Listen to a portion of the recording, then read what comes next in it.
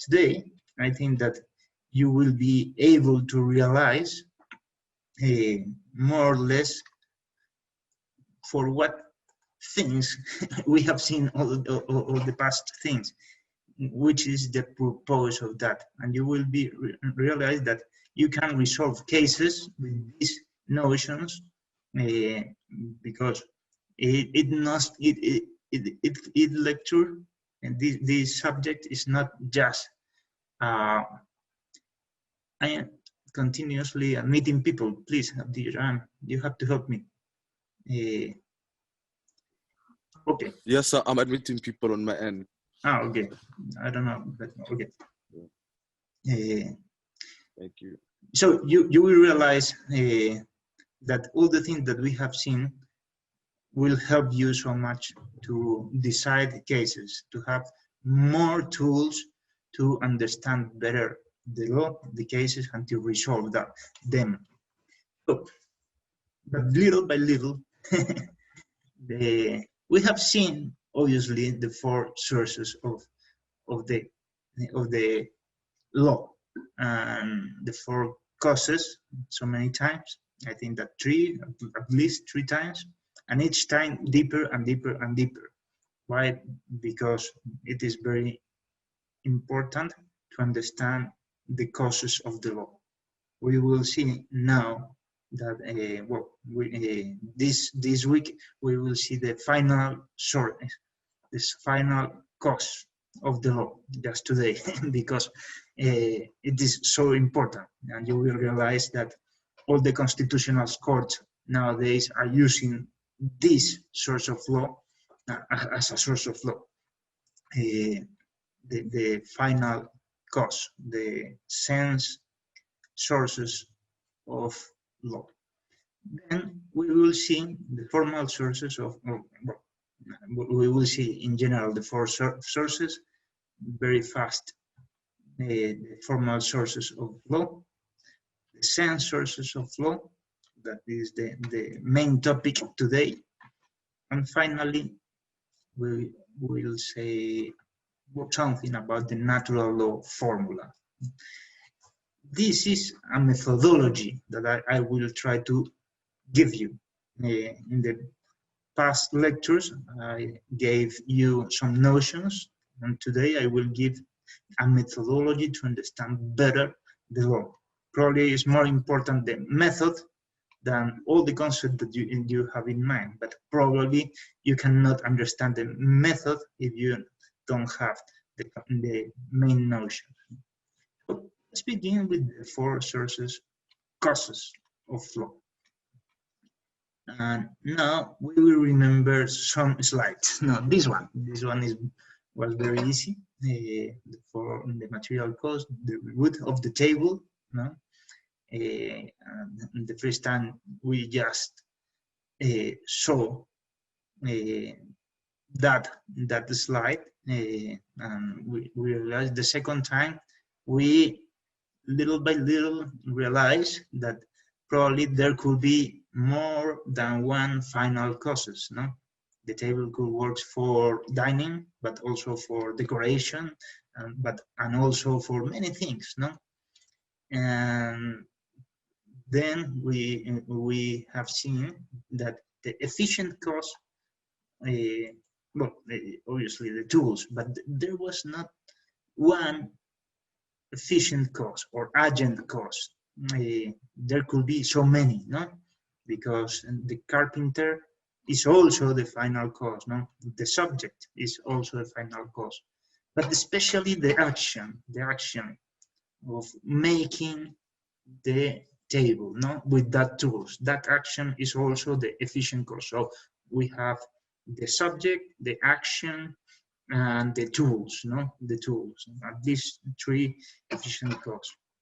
And then we realized that there was also in the third time that we have seen that slide, probably could be many formal causes and many material causes. And we have this, no? And we have seen that there is a material cost, no? The tons of steel, of copper, of iron, of so many material of the Statue of Liberty. For sure you will remember. And I said that there should be, there are so many material causes, but for this lecture, it's enough to know one material cause, no? Materia ex quo. It's enough for jurisprudence. If you are a philosopher, I will teach 5 material causes, but it will never help you for understand the law. The formal cause, we have seen that there could be so many, no? The accidental and substantial form, no? Why? Because there could be some changes, no? If we change just the color of the Statue of Liberty, the Statue of Liberty will remain. But if we change, if we cut in 100 pieces the Statue of Liberty, there will be no longer any Statue of Liberty. And that's why we have seen that second change will be a substantial change. That's why there are 2 forms, no? The accidental form, that the things that admit a little change and remains, and the substantial form. If you change the substantial form, there will be no longer the same substance, the same Statue of Liberty, no? That we have seen also that there could be 2 kinds of formal cause. The exemplar form, that was the face of Charlotte, the mother of Bartholdi, or probably could be another woman. But and also, well, the original, the shape that is now, this is the second form, no? So there could be so many formal causes, and it is very interesting, this. So we will check a little in the next slide, no? The efficient cause. The efficient cause, there could be, as we say, no, so many people, no?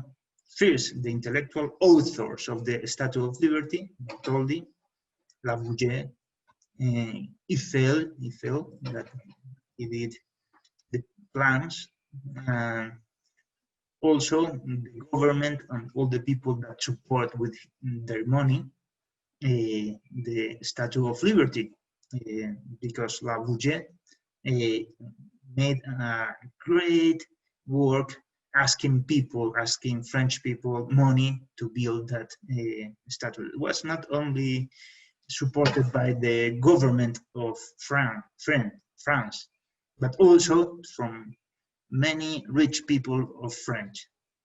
And finally, obviously, the workers, no? The workers. And the most immediate efficient cause was the action of building that statue, no? The action. And now I want to stress out this idea. And I think that is very important. By the way, you can hear me well or not? You can hear me well or not?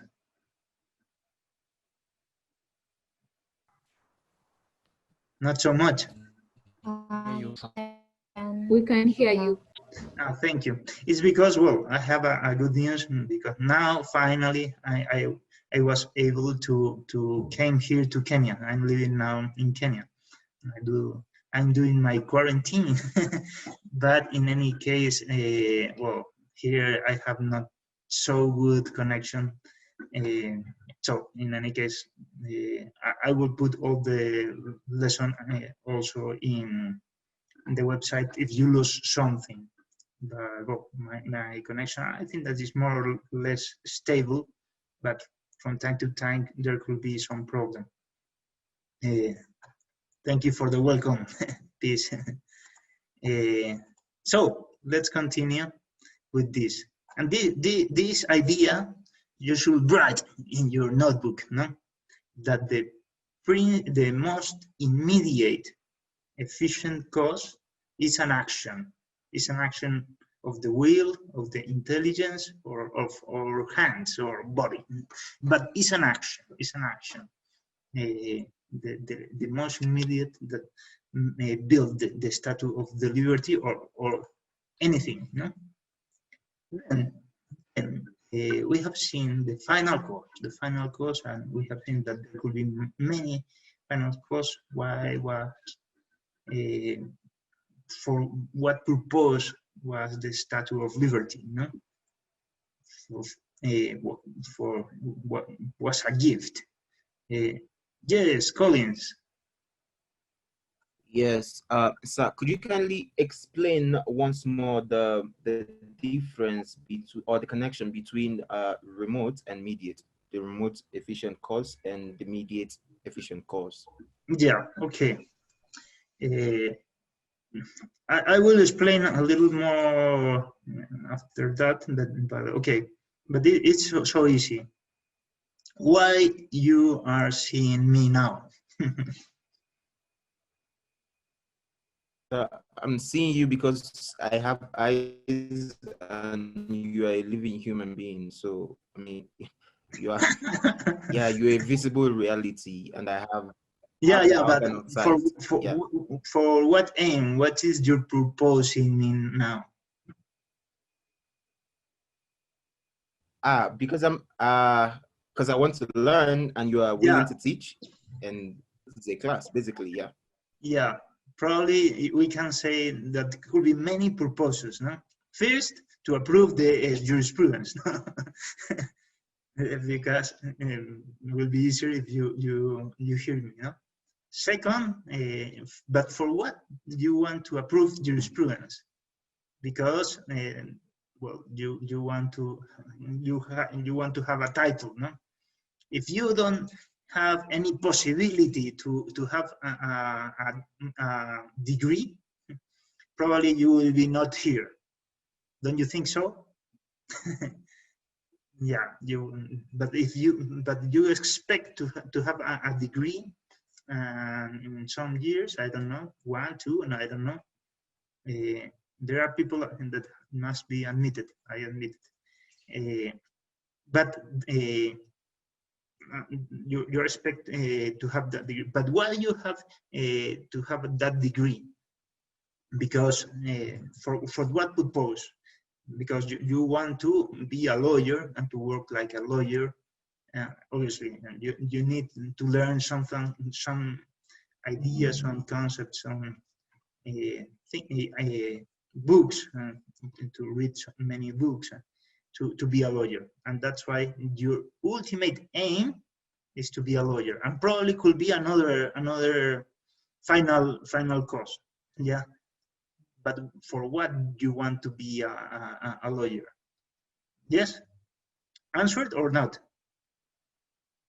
It's answered or not your question, Collins? So I think you've given me more to chew and more to think about.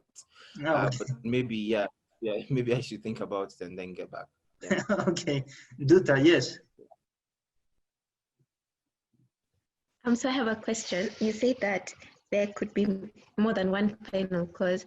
So is there ever a situation where a certain final cause is more superior to the other, or are they all equal? That's a great question, but give me 30 minutes and I will answer you. That's one of the questions that I put in my PowerPoint. You will see. but let's go little by little. Yeah. Okay. Okay. Okay. So, but we have seen that the final cause of the Statue of Liberty was also a commemoration of the first century of the Independence Day of the United States. So it was not only a gift, but a gift for another thing, no? But it was not only a commemoration. was a promotion of liberty, no? Why was this gift and not a piece of cake with candles? No, because they want to promote liberty, and that's why the gift was for the Independence Day to promote liberty and, well, so many things. No, we have showed or asked 3 questions. What are the 4 causes of the law? What are the 4 causes of the right? And what are the 4 causes of the legal relation? We have answered in the last lecture just the last question, no? So I want to make an exercise now, right now, and I will put you that question, the first one, no? What are the 4 causes of the law? We can say also, what are the 4 causes of law? And finally, what are the 4 causes of the legal system? What do you think? You have, now I repeated a lot, the 4 causes. But try to understand that this is the methodology that I'm trying to give you. And it will help you to understand so many things. For example, if you are writing now your dissertation, you can ask yourself, well, what are the 4 causes of this topic? And you will realize that there will appear so many ideas, because this is a methodology that I am trying to explain to you. And you will realize that it's very helpful. So what do you think? What are the 4 causes of the legal system of law?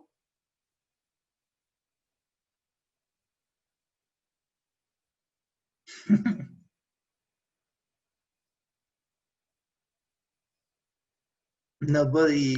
Is it what you say? Sorry, Shirley, I didn't hear you very well. Is it what? I think from the last class we talked the material cause, formal cause, final cause, efficient cause.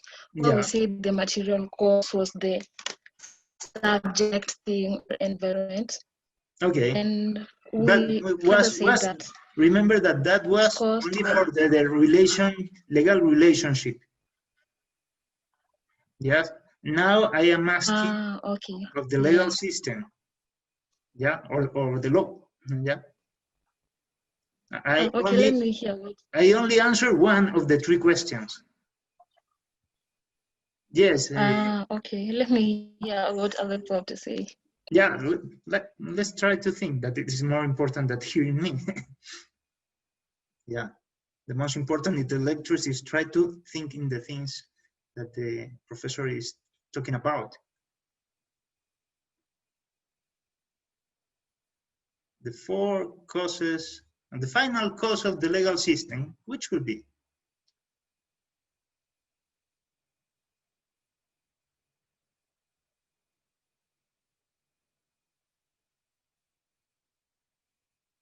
No one of you want to try.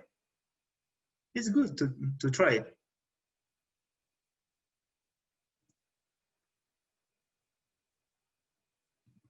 Can you say that justice is the final cause of the law? Why? I agree with you, but why?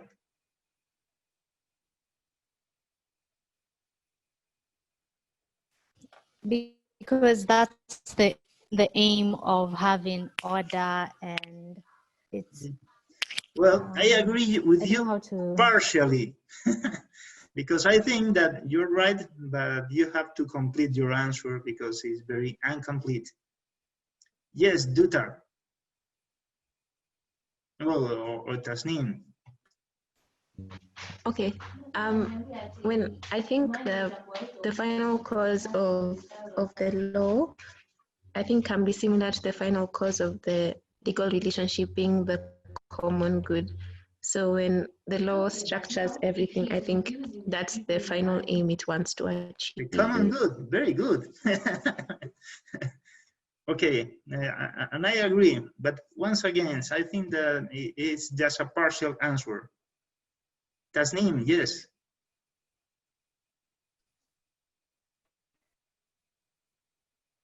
Okay, so I can answer the formal cause of the law. Yeah. And I think that well, we know that there's multiple forms. We said that there's the accidental, Good. and then the substantial form. So in terms of the substantial form, okay, let me start with the accidental form. I think the accidental form would be statute and legal, the codification of the law. And then the substantial form, like the essence of what the law actually contains in its form, could be, I'm not sure, so you can correct me. No. But perhaps I think customs. I think that it's a good to put an effort to try to think that is better than just to read. Much better, much better. But I don't agree absolutely with you. But on the other hand, I think that is a good approach. Okay. It's a good approach to try to put the concept that you have in your mind and try to apply to that. Yeah, this is Arthur, yes.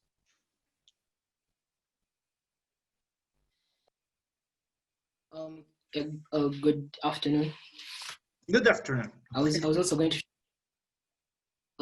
try to do all four. The material cause would be people, or the fact that humans just people. Yeah, that's as far as I got. Yeah. Okay. Yeah. Just once again, you're right, but you have to complete. Okay. Okay. Then I was thinking the formal cause. The hard one. Either society or, yeah, I was thinking it's either society or the rules we make up in society as the formal cause. But I'm not certain there. Yeah. Then the efficient cause would be the jurists or the lawyers and the people that try to enact the law. And then the final cause would be the common good or attainment of justice. Yeah, the common good. Well, that's what well, I think finally once more, Rosalyn, yes. Under the material cause, just to supplement what I have said, can we say it's the nature of the people? Yeah, well, we will see something. Okay. When you think about the form of the legal system, well, probably could be hard. But I really enjoyed with your answers, really. But think about what is the form of a statute law. Well, probably the letters. The written law is the form of the letters that is in a paper. No? That is the form. That is the form. Probably, as one of you said, it's not the principal form, but it's the accidental form. But this is a form. No? Yeah, I really enjoyed that answer. Really, I never expect that. So we have seen the four causes of the legal relationship. The material cause. What was the material cause of the legal relationship? You will remember that was let's see. You will remember that was the legal. I will put now. Sorry. The subjects. But not just the subjects, but also the good, the good that is here, no? Then, and not only the good, but also the environment. That three are the material cause of the legal relationship. I just remember. I'm remembering this, no? And there was necessary and non-necessary legal relationships. And the formal cause, the form of this is the form of the legal bond. The legal bond, for example, could be an agreement between the two parties, no? The one who sells one good and the ones who buy that good. That and the agreement is the substantial form, and probably could be written in a paper or in an email or in a verbal agreement. This is accidental. It's not the main form. No, the main form is the form of the agreement. No, that's why we have said that the relations are the form. No, the relation, the legal bond, the positive title, the claim right, the duty, and the negative title. That were the forms of the legal relationship. And what about the final cause? We have seen that is the common good of both parties. It's not just to sell. That is the aim of this person. It's not just to buy. This is the aim of the second person.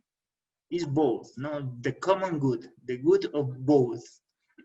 This is the final cause of the legal relationship. And finally, the agent we have seen that are the actions of buying or selling, the action, the immediate efficient cost. Probably there could be many, for example, the laws of the country, more or less are source of law of this legal relationship, an agent, an efficient cost. Well, but this is more complicated. I don't want to complicate you now with these kind of things. But I just want to show you that many of your answers that you gave me about the legal system are the same. The common good is the aim of the legal relationship and also the legal system. Why? Because at the end of the day, the real legal system is a mix of so many legal relationships. It's a mix. It's a great mix of all of them. So that's why your answers about the four causes of the legal system were more or less the same that this one. So, well, I'm reading now your answers in the chat. Well, I have said something about material cause. Okay. So it is important to understand that, no? Because more or less are the same. We will study in the next weeks one by one, especially the agent cause. But today, just the final cause of the legal system, no? And we will see that in the legal system, there could be so many problems because there could be, from time to time, a contradiction between the causes of the laws, the causes of the law. And how we will resolve that contradictions? Well, there could be so many answers, no? In your code, in the code that is in the website, you can find the limit 46.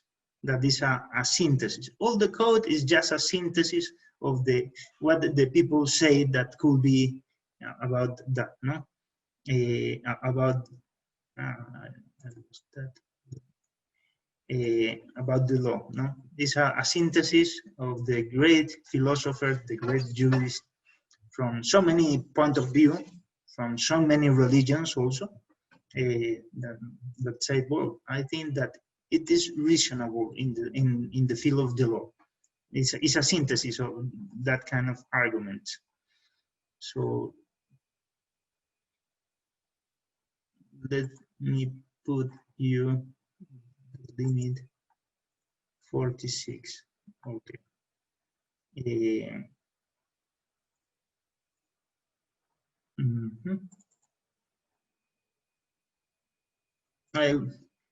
I will share you now, well, just the one part of the code.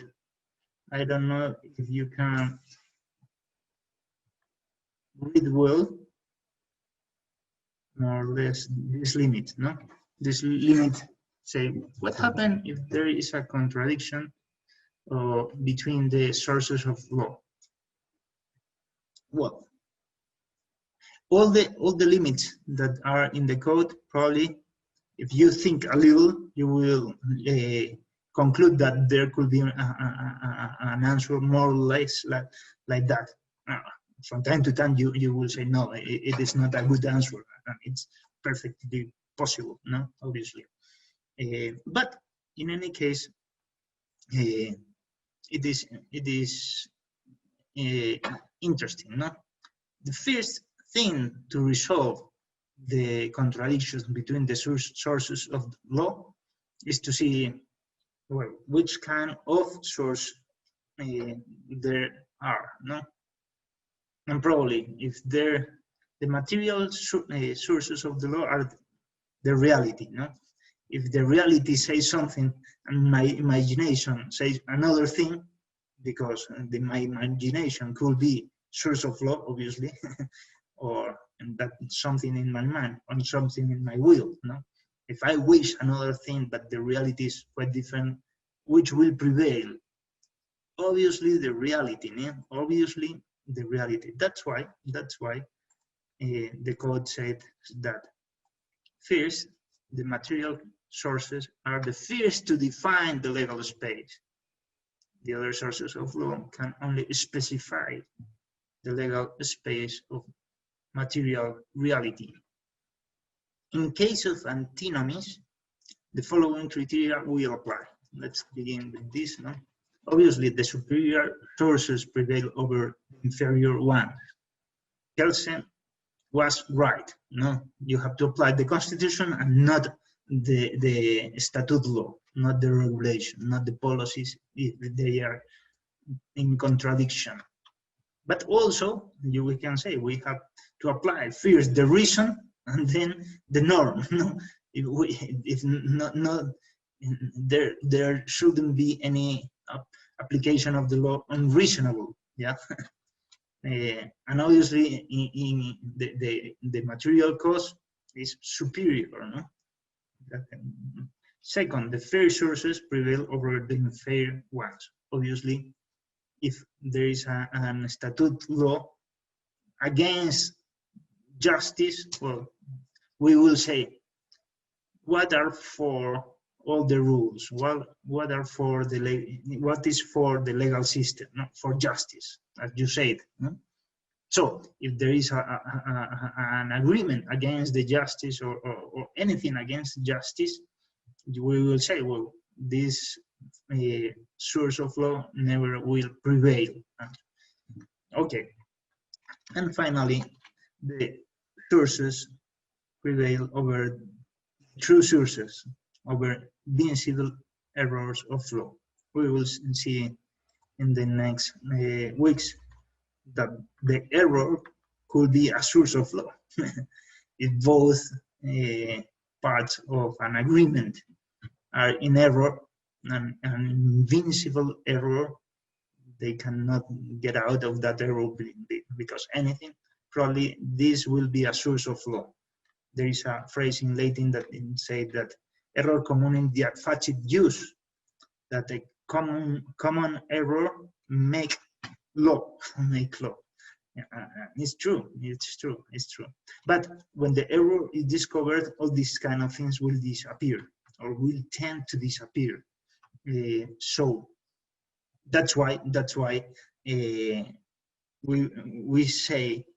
we can say that the true sources of law prevails over the vincible errors of law.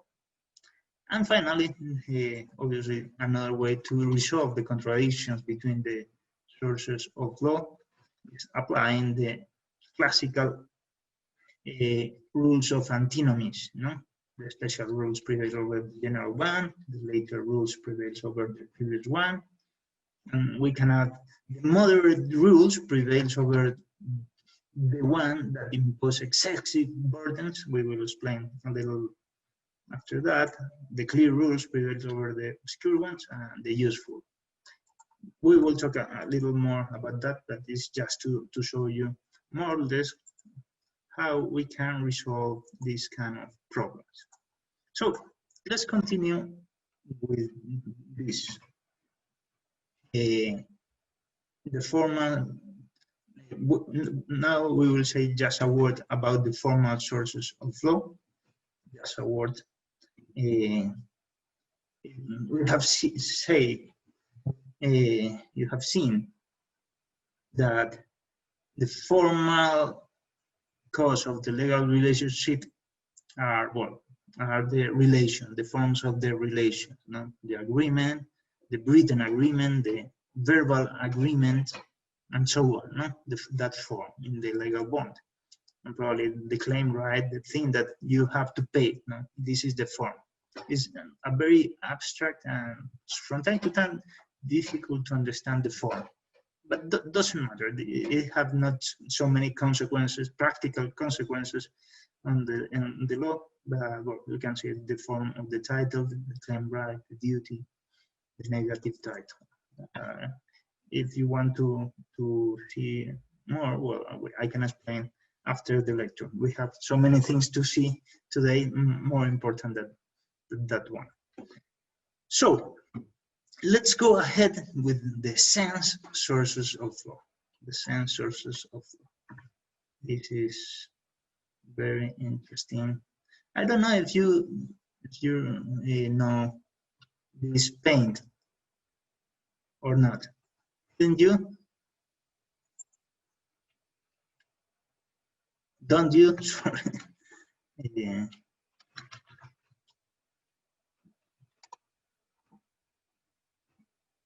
One of you want to try it with this? Yes, Rosalind. The Tower of Babel. Good. And what is the story behind that? Yeah, it's very famous. It's Bruegel, Peter Bruegel. What was the story behind that? Don't you remember? The story, well, there was... The story in the Bible. Yeah, it's in the Bible. And, well, it was after the great flood of Noé. You will remember for sure that, no? Well, there were many people, and they agreed to build a city, a tower, tall enough to reach heaven. A very pride project. So God didn't like that project, and observing their city and the tower, he confounds their speech so that they can not longer understand each other, and scatters them around the world. Well, for sure you have heard something about this story. It's very famous.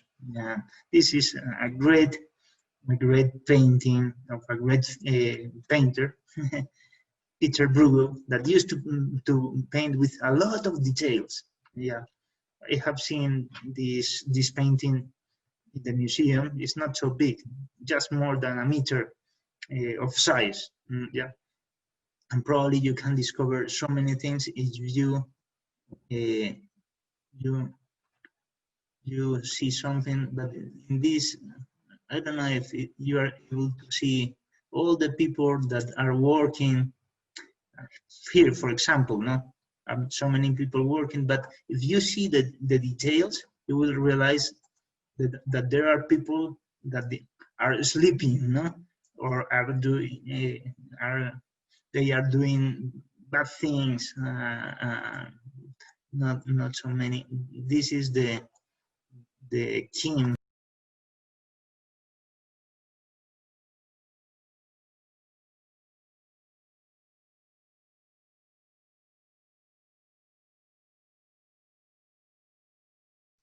Sir, we can't hear you.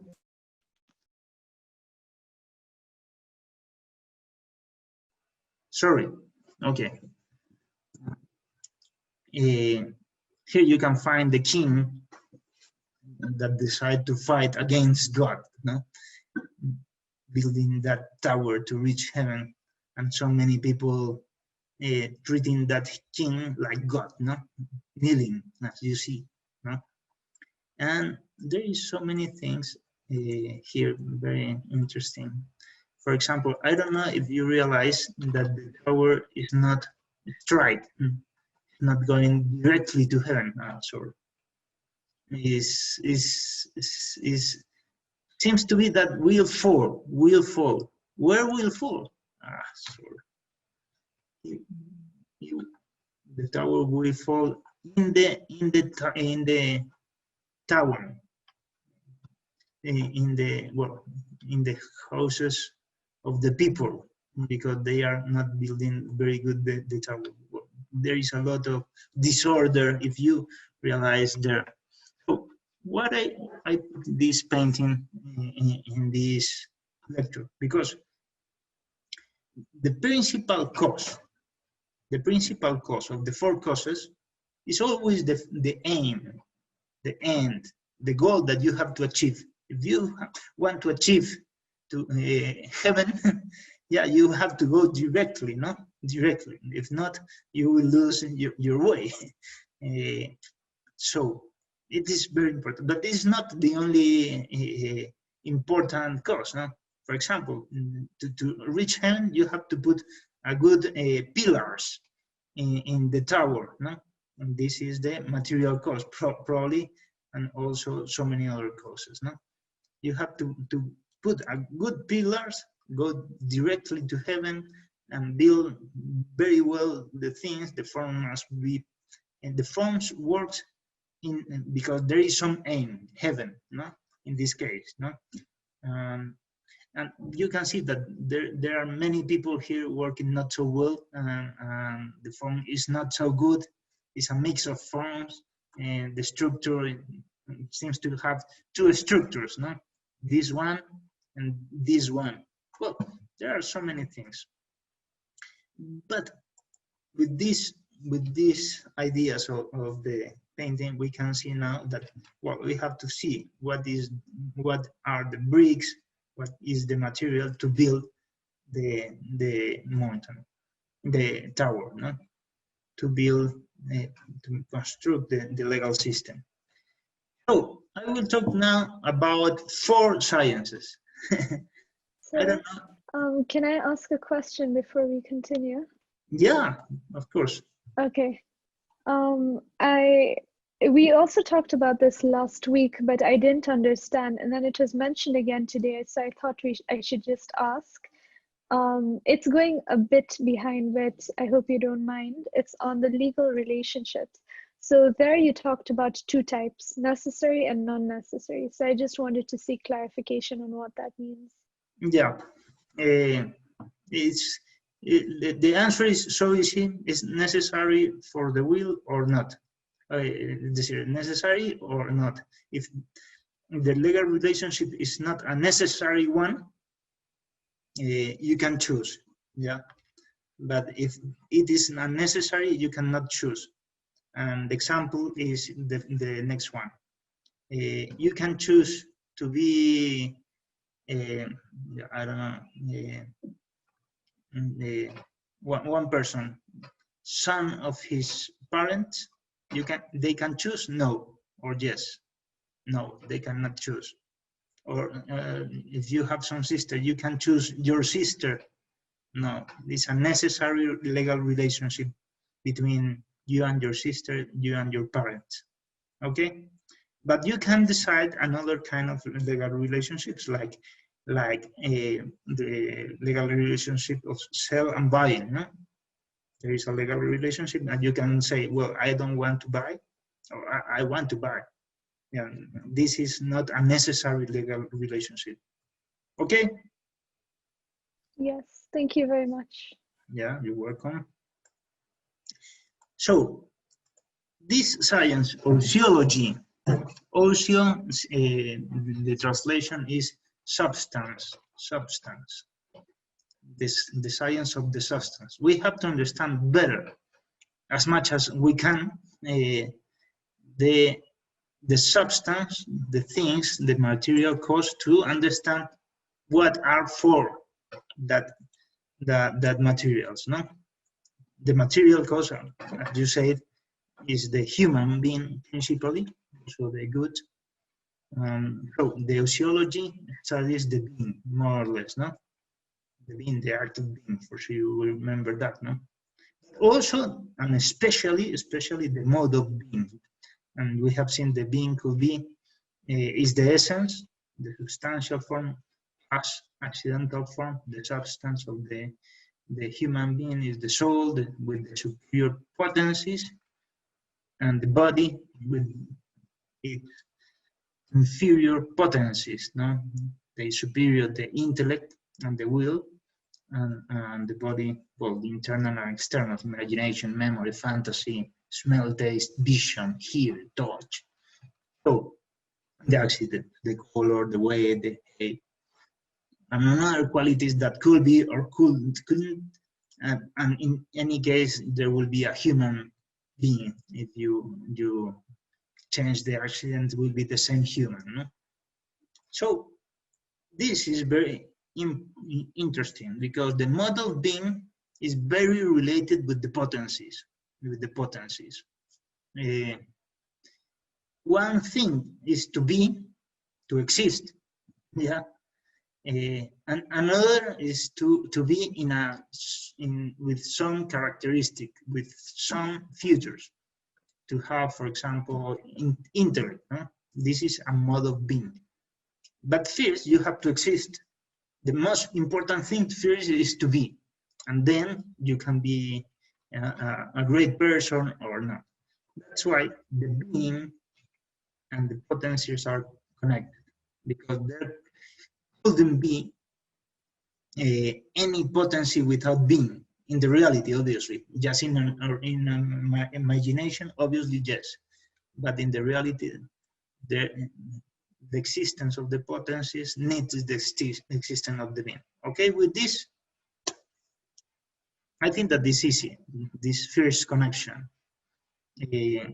But you have to be clear. Let's go ahead with another science, teleology. Have you heard about this science, teleology? This one. Yes. Yes, good. What is the meaning of teleology?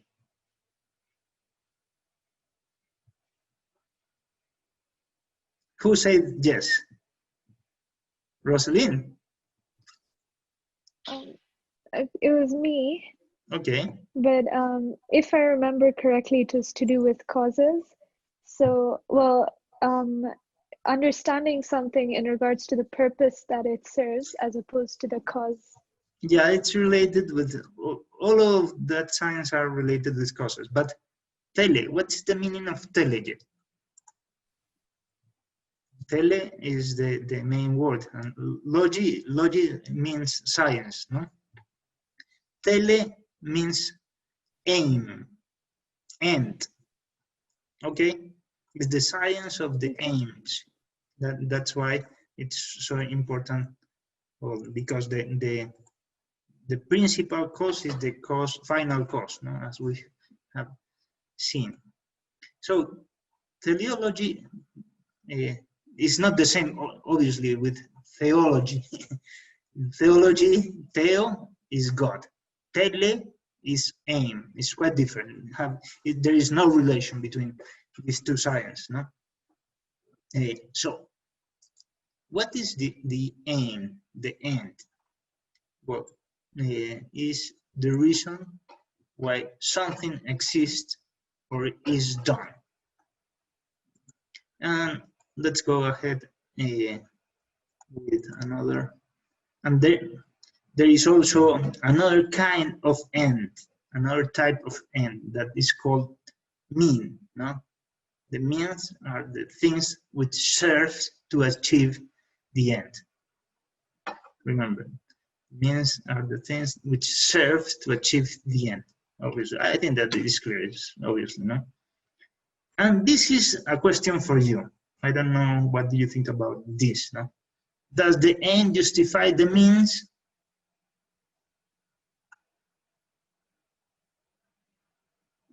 Doesn't it? Yes, Natalie. Hello, I think this ties in with when we were discussing utilitarianism and when we were talking about the consequentialist way of thinking. So basically, when you talk of does the means justify the end, what end are you referring to specifically? Because I don't know, like the means, my answer would be in some instances maybe, but then the view in general is flawed. I don't know how to explain it. Justify according to your vision, yeah. It justifies or not justify the mean?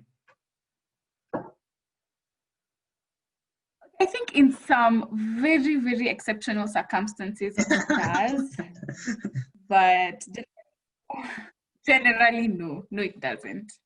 Well, Duta. Yeah, for the end to be good, it has to be good. Okay. Duta, yes. What do you think about? I had the same thought. For the end only justifies the means if the means used is good, but if the means used is not good, it can't justify the means. Yeah, that could be an answer. Well, Mugur, yes. Mine was in line with what Nduta said. For example, if you want to end world hunger, if the means is killing everyone who's hungry, that's not good. But if you want, it has to be good. Your means has to be good so that the end result is good. Yeah. Well, okay. And Tasneem. I'm thinking along the same lines, but I thought I'd explain it in relation to what I remember in ethics. So in ethics, we studied actions of man, and in doing so, we considered the object, the intent, and their circumstances outlining that action. And so if you consider it in cohesion with all of those three elements, then you realize that if your intention is not good, then neither the circumstances nor the object can suggest. There's a word that I'm looking for, but I can't remember it. But it's okay. Can facilitate the good. Facilitate more good. I will ask you another question. If the aim doesn't justify the means, which should justify the means? What are the means for? This is a question. Then they have no purpose. Yeah, obviously. So the aim should justify the means.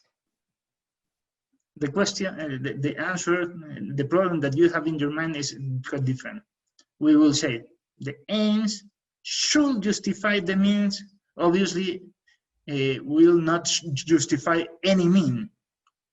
Any mean is not, probably there could be a bad means that are not justified by the aim. But the aim is the means, the purpose of the means are for the aim. Okay? That is at least my answer for this question. But with this, I want to resolve another question that was in the very beginning of the lecture, that there could be so many types of ends, no? First, the ultimate aim, the immediate aim, and the means. And well, and these two questions. Well, so let's see. So obviously there should be some hierarchy with this point of view, with this first point of view, because the aim, the ultimate aim, is the reason of all of them, and the mean are just for the ultimate aim. So there is a kind of hierarchy between these kind of aims. Collins, you raised your hand, yes? Yes, I did, because I wanted to get you perfectly. So you said that the only thing that justifies the means is the end, but not just any means, but the good ones. And Okay. I was wondering the difference with the answer that Natalie gave, because she started by saying that she would say maybe in some instances, but that could be considered generally flawed. So to get you correctly, when there's a good aim and there's a good mean or means to achieve that aim, then the end can justify in that instance, correct? Yeah, but I say not any mean. Why not any mean? Because if you only look that action and that aim and that mean, probably you are forgetting the whole picture of your life, no? So you have to consider not just that action and that aim and that mean, but to see if the aim or the mean is according with your project of life. If you will be able to achieve your ultimate aims, your best goals of your life. Okay, that's why the aim or the mean could be bad, because it could be hinder your principal goals of your life. Joy, yes.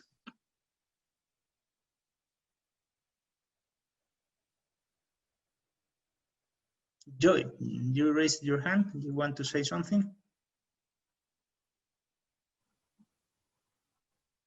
Hello.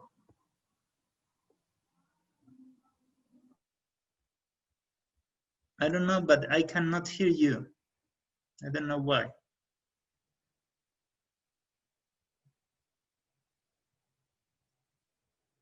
Sorry. If you want, you can write me an email after the lecture. Oh, yeah. If I don't answer your question.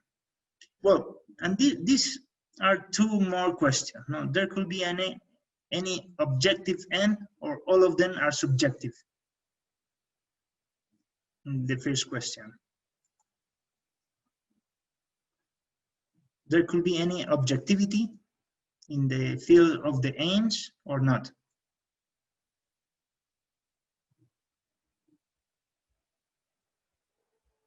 Yes, Rosaline. I think objective ends such as the common good can exist. Yeah, but the common good for a communist country will be so different than a capitalist one.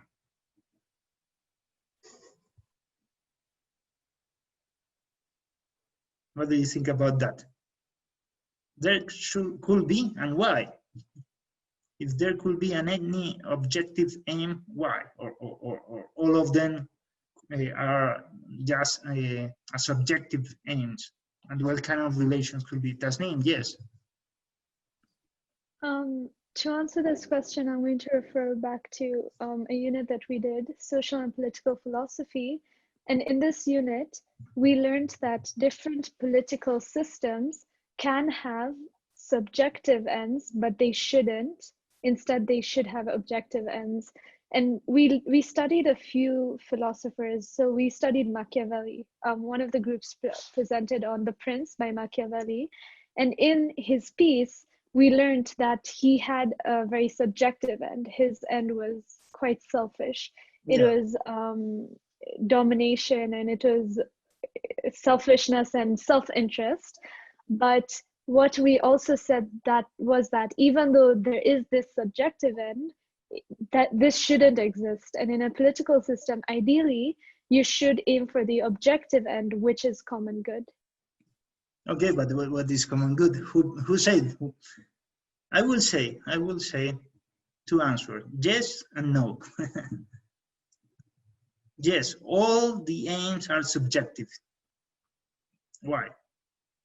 Because our aims of the subjects are aims of the subjects, so should be subjective in this sense, in this first sense.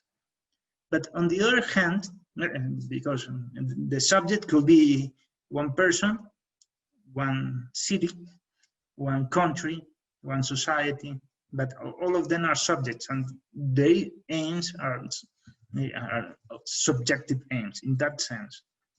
But on the other hand, it could be a kind of objectivity. Why?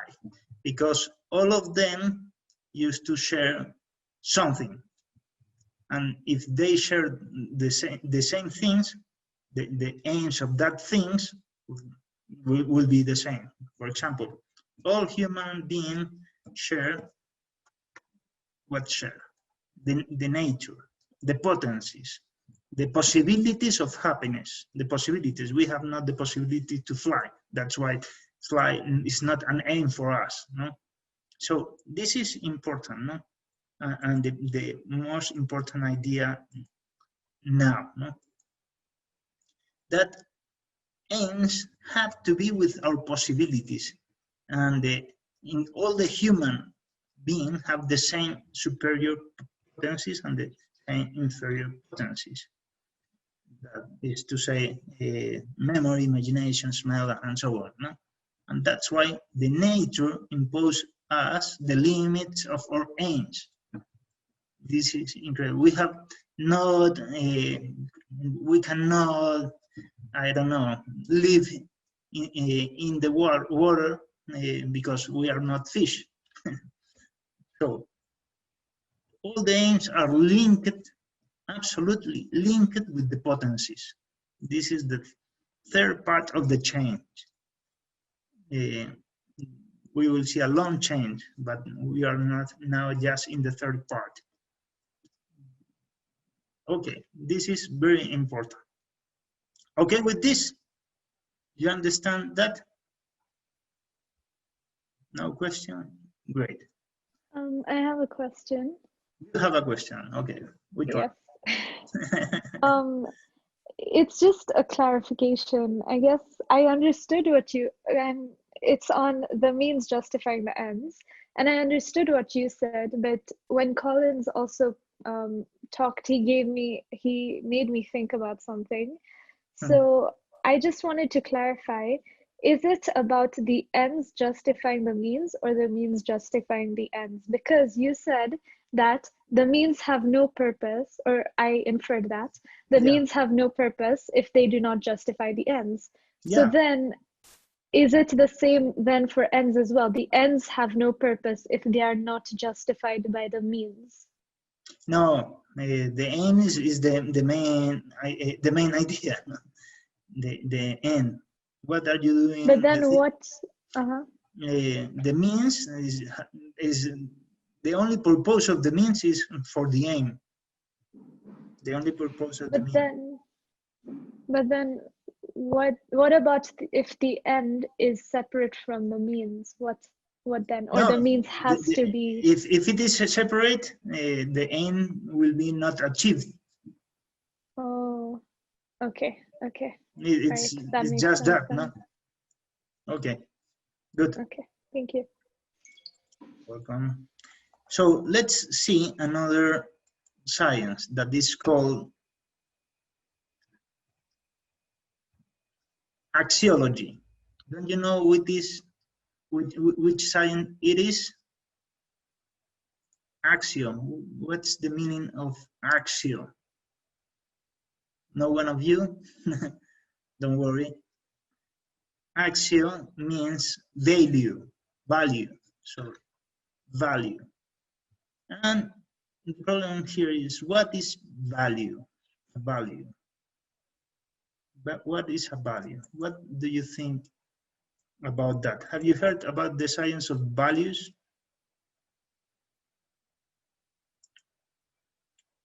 And we can add another question also that is quite related with this. Why something could be considered valuable?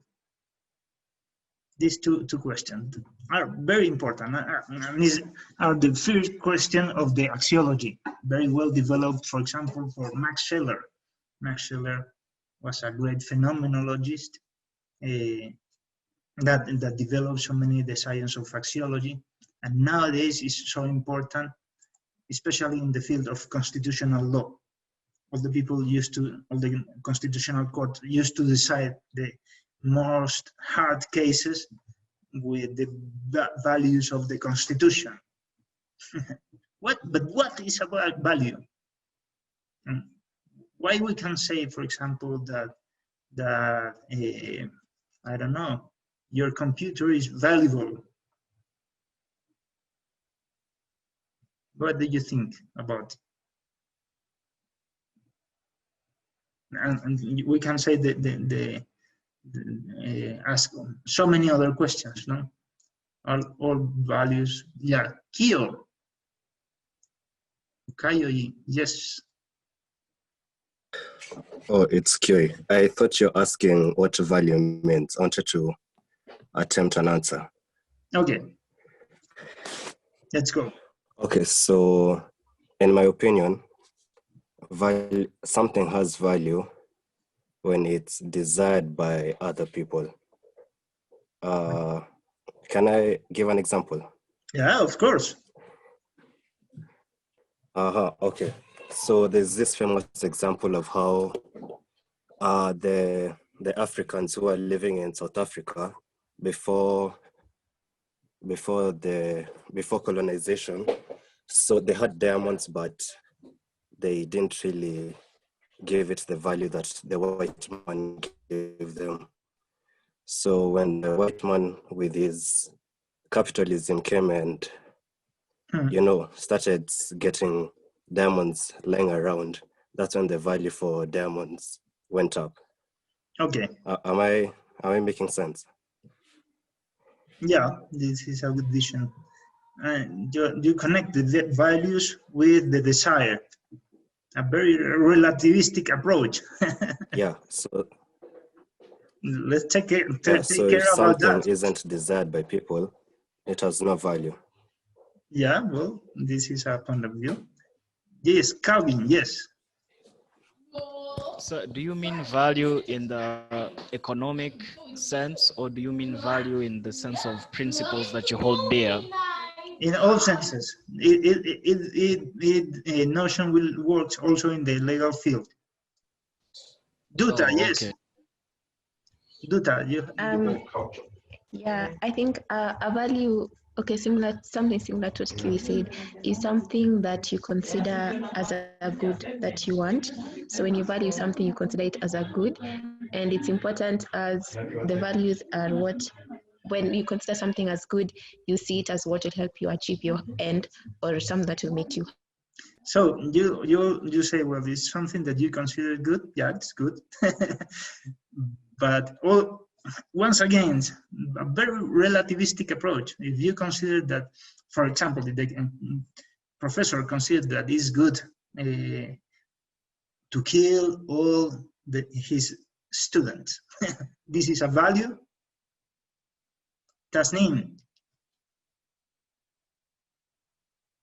Yes. Oh, I was actually going to say something similar to Duta, but maybe I can change my answer a little bit and say that perhaps a value is something that allows a person to achieve a purpose of which the purpose is good. Very good. Very good. At least one attempt to be not relativistic in the field of values. The problem with the values nowadays in all the jurisprudence is that all people say, well, it's just subjective values, no? And because And because that, the Nazi constitution have some values to, you have to kill someone because, well, the value of the constitution of the society is that one. But what could be the relations with the aims, with the end? Yes, there should be any kind of relation there. So, best, I will say one thing, a personal story about me. I was trying to find a good definition, notion of value for many years in my life. No? And I discovered that in Javier Hervada. I think that is quite clever, this author. And I will put a brief explanation of what is value in this sense. No? We can say that a value is what is considered as good because it is convenient for the subject. Because it is convenient for the subject. It's not just a desire. No? It's not just, for me, it's good. Or from, I understand, it's because it's convenient. Because it's convenient, no? In so far, and what means that to be convenient? No, what means that? Well, because it's convenient for me to achieve my ends. Okay, that's why the good things that I can see with my eyes are valuable. I really appreciate that. When a good panoramic of a river or for a lake, well, that's why it is a value, because it is convenient for my eyes or for my ear, some music, and so on. Natalie, yes. I'm a bit confused. So when we say that it's a value because it is convenient for me to achieve for the purpose to achieve the subject, isn't that still subjective? Well, I don't see how that is. It's subjective. Is the aim are subjective? Yeah, I agree with that.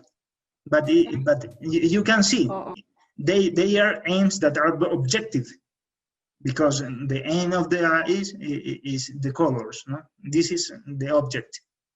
You can put some objectivity there. Obviously, are subjective as well as the values at the end, because are mine. But there is an objectivity, my being, my potencies, that put me in some ends and put me some values. Okay, that's why we can connect now another part of the change, values. No? And we will say, well, legal values is the same, the notion of value, but in the legal system. So, how many values can you find in your legal system in Kenya? I don't know. For sure, so many. I don't know. In your constitution, how many you can find? At least say me 3.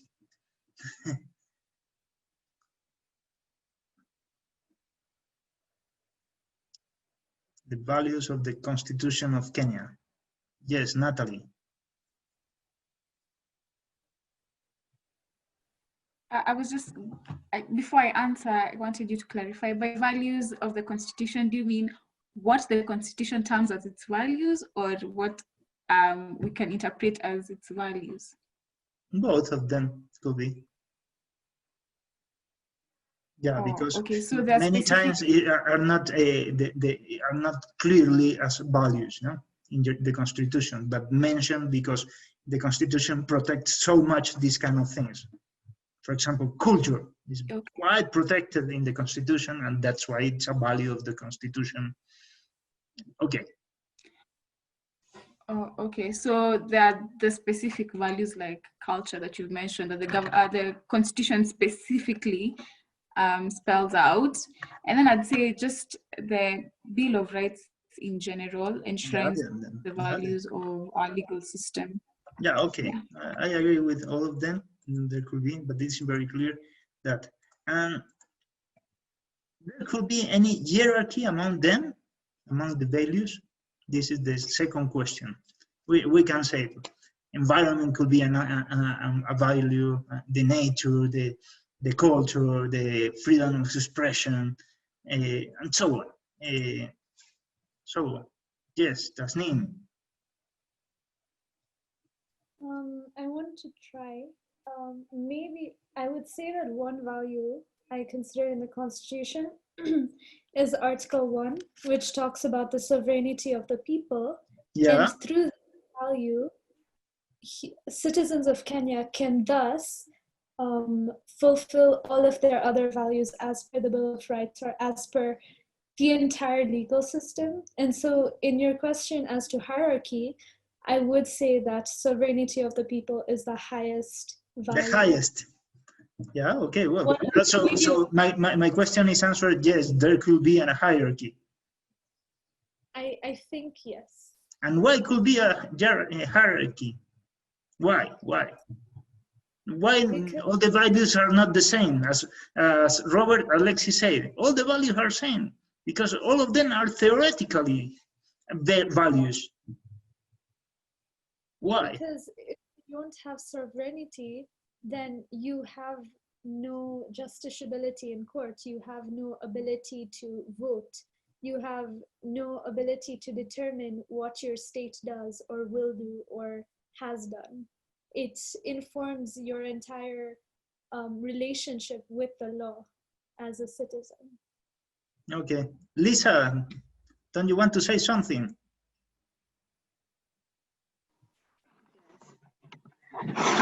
There could be a hierarchy of values because some values could present greater possibilities than others.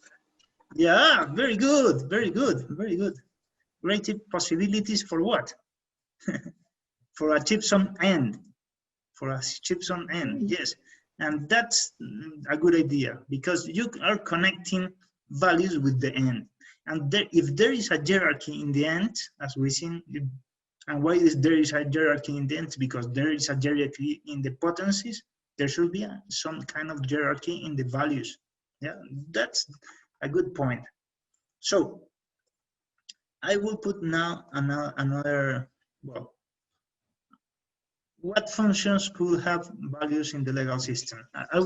You have all this in the code, written in the code. So we'll be very fast here now. Give meaning to the law and rationally support legal acts, and rationally support legal acts. Yeah. For what are a fine, for example, or a law? Well, because at the end of the day, you can see that there is an end and something that the legislator considered that is valuable, no? They give unity and integrity to the legal system, especially the constitutional values, give some unity to the whole legal system. And that's why there are so many hard cases without a specific standard, positive standard, that are resolved with in the field of the values, with the balancing test so many times. No? They indicate that what the authorities, society, and legal system should seek, and justice, well, it's a guideline, more or less. It make legal what is opposed. Then, as we have seen, no, there is a legal space and illegal space. Yeah, the illegal is the contradiction of the legal. The anti-value is the contradiction of the value. The things that are not valuable are in some sense against the values. If they are against the values of the legal system, they are illegal in some sense. And they guide the principles of the law. We will see that. And also they guide the positive law. We will see that. And they fill the gaps in positive law. As I said, well, the Constitutional Court used the balancing test to put all, try to harmonize all the values and and to see, and with that values, for example, the environment you have to protect, and that's why your action was not legal. And I will say that the judge used to say, no? Calvin, yes. Okay, I just have a question. If we say that there are a hierarchy of values, doesn't that lead us straight back into our cesspool of subjectivism, where we choose to pursue some values and not others? Doesn't that lead to, in itself, unfairness, that we choose other values, rank them higher than others? Yeah, that is the problem. That is the problem, and so many people nowadays say that all the values are equal. But I think that it's evident, it's obvious, the contrary. And for example, the value of 100 kilograms of gold is not the same value of 1 kilogram of gold. It is clear, it is evident, it is obvious. No? It is obvious that the value of your life is not the same value of, I don't know, of your hair, no? Yeah, both have some value, no? But you can cut your hair without any problem, and probably, well, it's not the same value. But it's so hard nowadays to explain that all values have some objectivity. And my way to explain the objectivity of the values is to connect with the aims.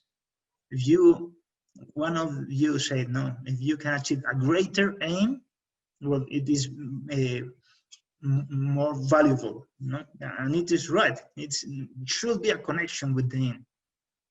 That's why you pay more for the things that you consider valuable than others, no? Okay, it's a hard question that it's, and so many people think that there is not any hierarchy, no? So let's go ahead with another science. Well, with another notion, I will. What is a good, an asset?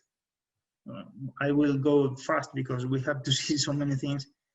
Is there any relation between goods and values? For sure, you have to study the assets of the law. And we will say that are the same. Goods, assets, as a object of the legal relationship.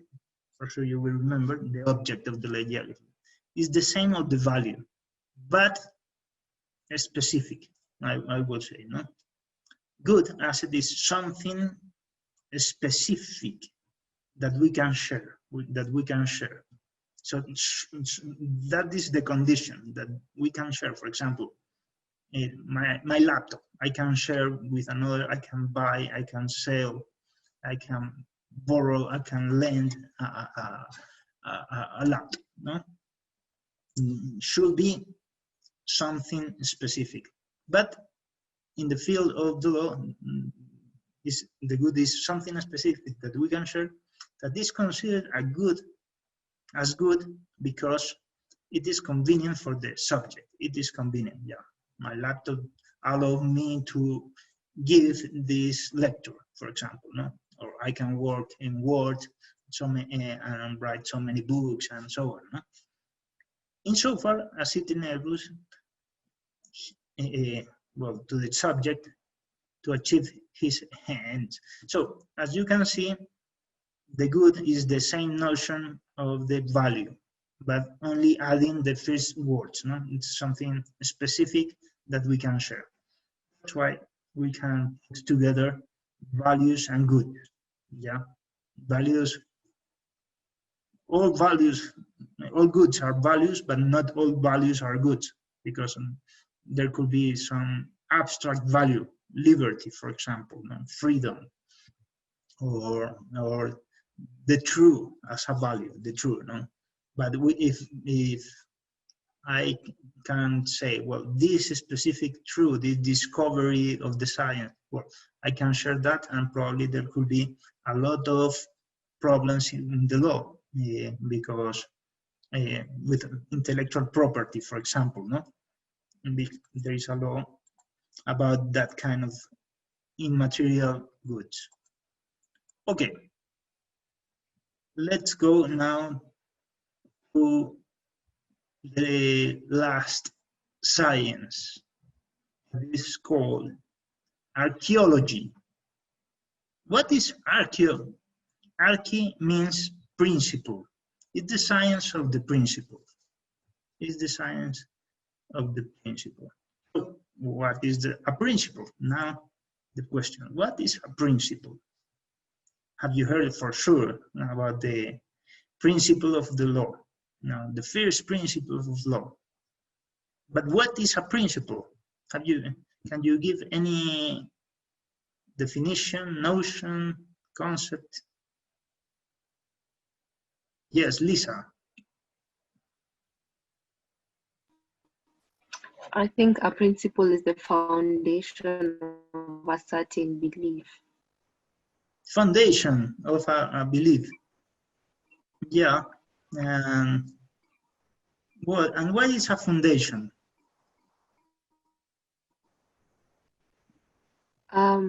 Because it explains why you believe in a certain thing.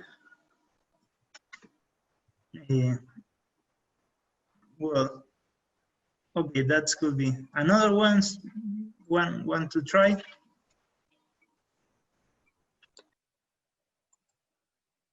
Yes, Rosaline. I think it's foundational because it's known first before everything else. Yeah. Well, yeah, it's more obvious than you can think about this, no? Principle is the thing that is at the principle, no? The principes in Latin, no? Principes is the first, at the beginning, no? The things that are at the beginning. And this is very important because that's why the first things allow the second things. You can have the numbers, for example, 1, 2, 3, 4, 5, no? So which is the principle there? 1. The one who is at the very beginning, no? This is the principle. And there could be not 2 without 1, because 2 is 2 times 1. If we have not 1, we have not 2, we have not 3, we have not 4. That's why it's the foundation. But because it's in the beginning and justify all the change, all the several numbers. I don't know if you understand that idea, and that is quite evident, and that's why from time to time it could be a little hard to explain. No? Is the previous premise that support the later. And principles, obviously, principles in our mind. No? Is the in our mind, this is a previous premise, the concept of 1, that supports the later, the concept of 2.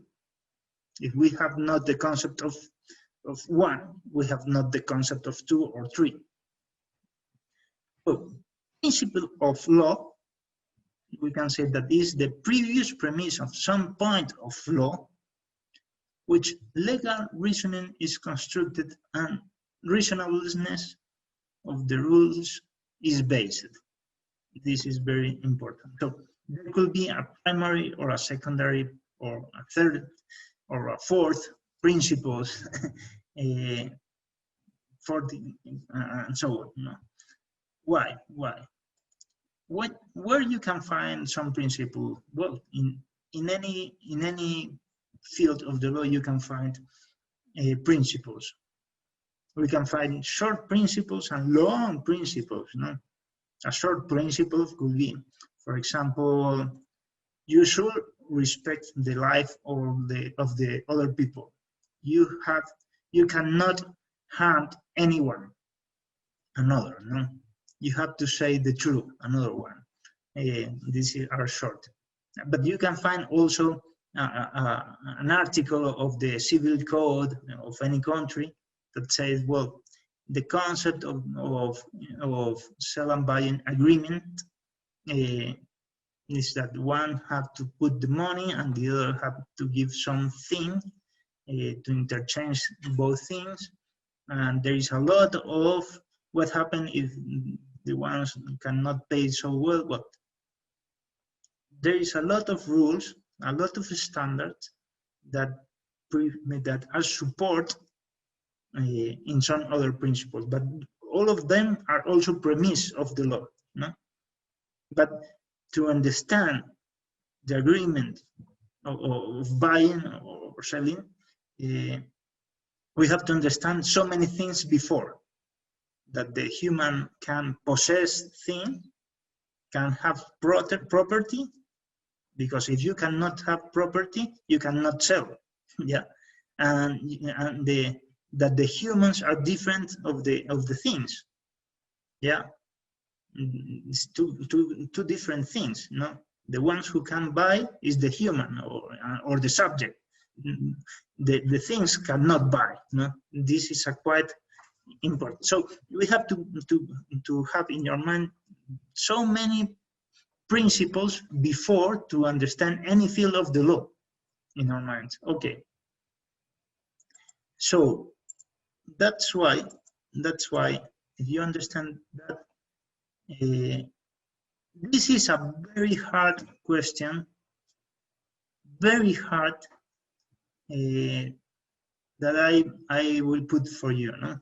Which are the first principles of the law, and why? And why?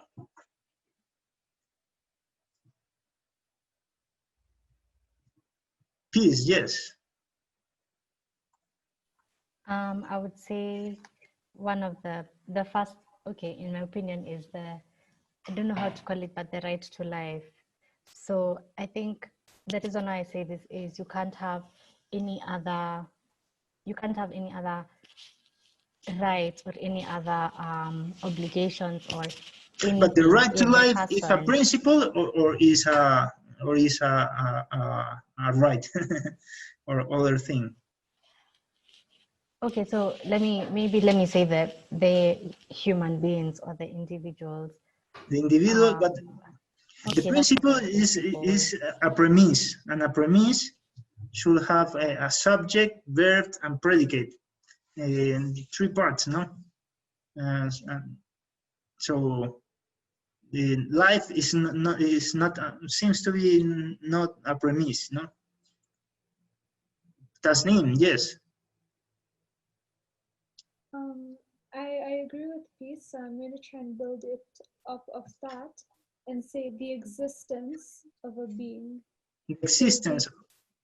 Well, you're good. You need to exist to make some premise. Yeah, that's right. But the premise should, which are the first premise, the first principles of the law? Mugur.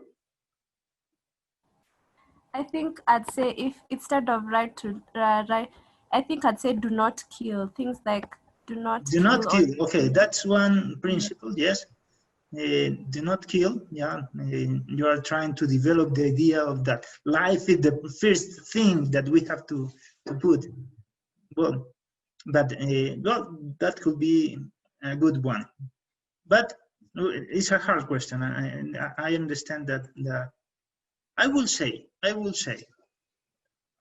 that the first principles of the law is just an affirmation of the good things, all the good things. First, the most important one, like us, could be life. No, is pro-life, for example. No, if you think that the most important thing, the most valuable thing in our world is life, we will say the first principle of the law is pro-life. Pro-life. It's just an affirmation, but there could be so many people. No, for example, the worker. The worker have some value, and that's why it could be pro-operario, as you have heard in labor law, in the law of the workers. No, in dubio pro-operario. You can add another premise, no? If the first premise is pro-operario, in favor of the worker. Then we can add another premise, that is, in case of doubt, we have to be in favor of the worker. In dubio pro operario. And then you can add so many others. And if there is some, for example, criminal thing against that one, in dubio pro, and so on. No? And we will have so many consequences. So that's why the principles are quite connected in the very beginning of the principle with the values, because the first principles are just affirmation of values, and the next one will presuppose that the following, the secondary principles, are supported in the first or primary principles. Okay? So we can say that the principles have so many functions in the legal system. You have it, all of them, the limit 166. And it gave some information to the legal system, some sense. All of these are sense sources. The archaeology, the teleology, the axiology are sense sources. These give some guidelines. To represent limit to positive law. Obviously, no. You see a law that is killing someone without any justification, you will say it's again the principle of pro-life, and give a notion for the judge to interpret the law, and finally, as well as the values, are integrating criteria. Integrating criteria. The next question is, what should be next in the chain? Which thing could be? I don't know if you have something in mind, but this will be the end of the natural law formula that we will see in 10 minutes. Okay, hello you again. I don't know if you in the break have think about the last part of the chain, that is the natural law formula. What could be in the end? I don't know if you have some idea. I can give you a clue to discover the last part of the chain. That is the clue.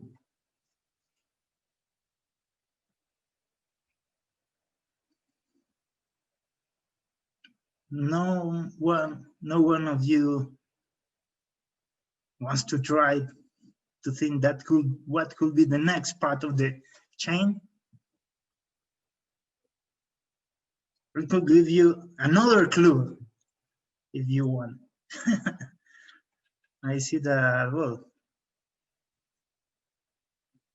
this is the clue.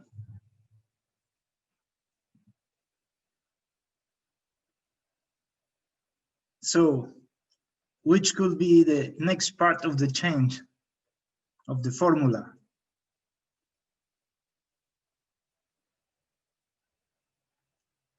Yes, peace, finally, one. Yes. If we are following this inverted pyramid, I think the higher norms and the lower norms. Yeah. So the legal acts and statutes, I don't know. And then the last one would be the acquired rights. So the legal relations that, oh, it's the other way around. Okay, no, I don't know. Well, very good. Very good. Yeah, you discovered two, well, more or less all of them, but But yes, you're right. You're right. And because why the acquired rights there? Because the acquired rights are in the legal relationship. Yeah, you're right. You're right. Yeah, you discovered all the last part with 2 clues. In the other course, they discovered without any clue one of them. Yeah, but you discovered all. Very good piece. Very good. So this is the spine of the legal pyramid, no? The inverted legal pyramid, no? This is this is the formula. This is the formula, the natural law formula. We see that all things are connected, no? Reality, the thing that we have in our mind, especially in the legal field, no? That is to say, in our mind are the ends, the values, the goods, the principles, but connected with the reality. Connected, not unconnected. Connected. And also the norms, the right that should be connected with the ends, values, good principles. Durkheim discovered that there is not just norm, that there is principles also, no? There is principles, no? He said, well, also policies, but we can put policies in the norms also, no? And there also is rights, a matter of rights, and so on. We have all the things. And this is the formula, this is the formula that will help you to discover all the law. And this is the methodology. Finally, you have the method. And if you follow this, you will discover all the legal system. Let's try to do just an example of how to use that formula. The first question now will be here: which kind of beings could be in the universe, in all the things that you can?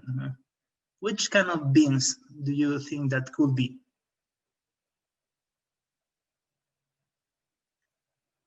We have to study one being. Which one? Especially in our last lecture. Which human being. The human being. Okay. Okay. Don't you want to try to another being?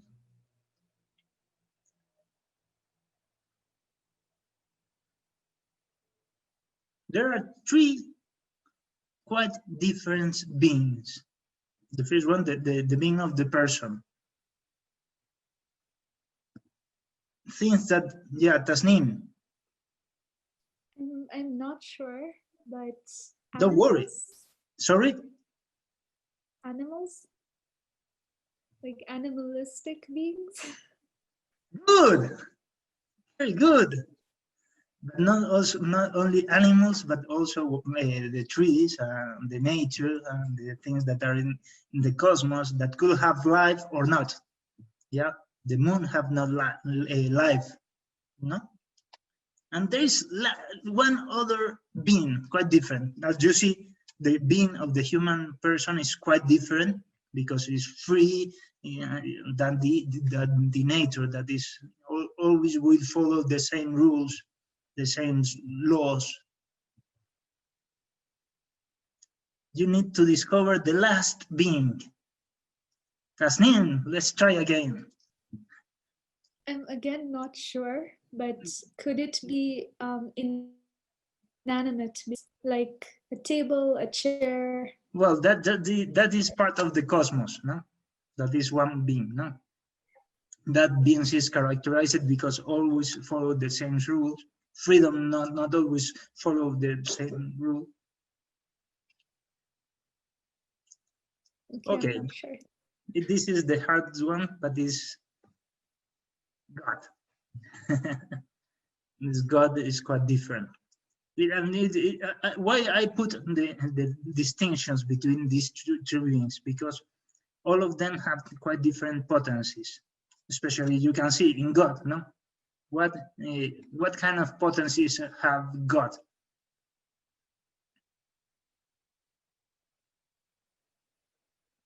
Yes, Rosalind.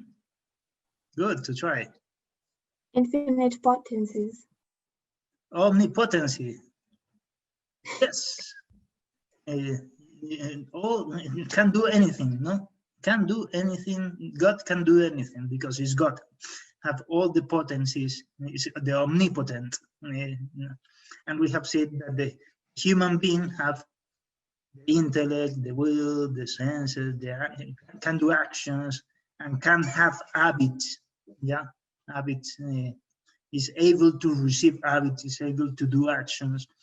Yeah, we have studied so much. And in the nature, what kind of potencies? Well, some of them are alive, have life, and the potencies to self-movement, obviously, and the other, no. The other just have only action and passion. Yeah. They receive the, well, it is more complicated. Well, obviously, the higher things can do the higher beings can do the things that can do the lower things. That's why the animals that have self-movement also have action and passion. And the human being that have intellect, will, senses also have self-movement and action and passion. And God had all of things, no? All things, no? Not passion, because not is a not good one, but can do all of things. It's the omnipotent, no? So, sorry, the aim, we can say, of God, especially for us, is the glory, no? God create all the universe for His glory, and it's good, no? It's a glorification, no? And our heaven will be a participation of that glory, no? To have some participation of the glory of God. This is to reach God, no? And to reach God and to reach His glory, no? That's the aim. And what is the aim of the intellect? This is easy. It is an easy question.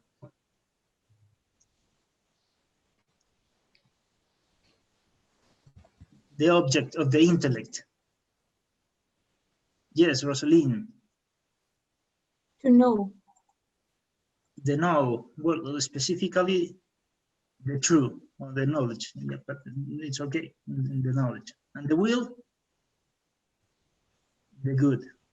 The senses seems to be easy, hear, taste, or the actions, do that things, no? Do the good things, and the habits, well, make it easy to hear, no? Or to move, no? If I have the habit of a good movement because I have muscles, well, it will be easy to me to have some movement to carry things that with more weight, and so on. And well, each life has its aim, and finally, well, the aim of the things that don't have life is to allow, to enable life, no? Yeah, because life, the lower serves to the higher, no? That is clear, no? That's why in the nature there is also a hierarchy. There are higher animals than others, no? And there are in the trees, in the plants also, no? And in the rocks. So, well, there is a hierarchy also in the nature. That's why some species are more important in so many things. About the values, the values obviously related with God and the value of the religion. It is a value, no? I think that is clear. What is the value of the person, of the human being? What is the value? How do you name the value of the person?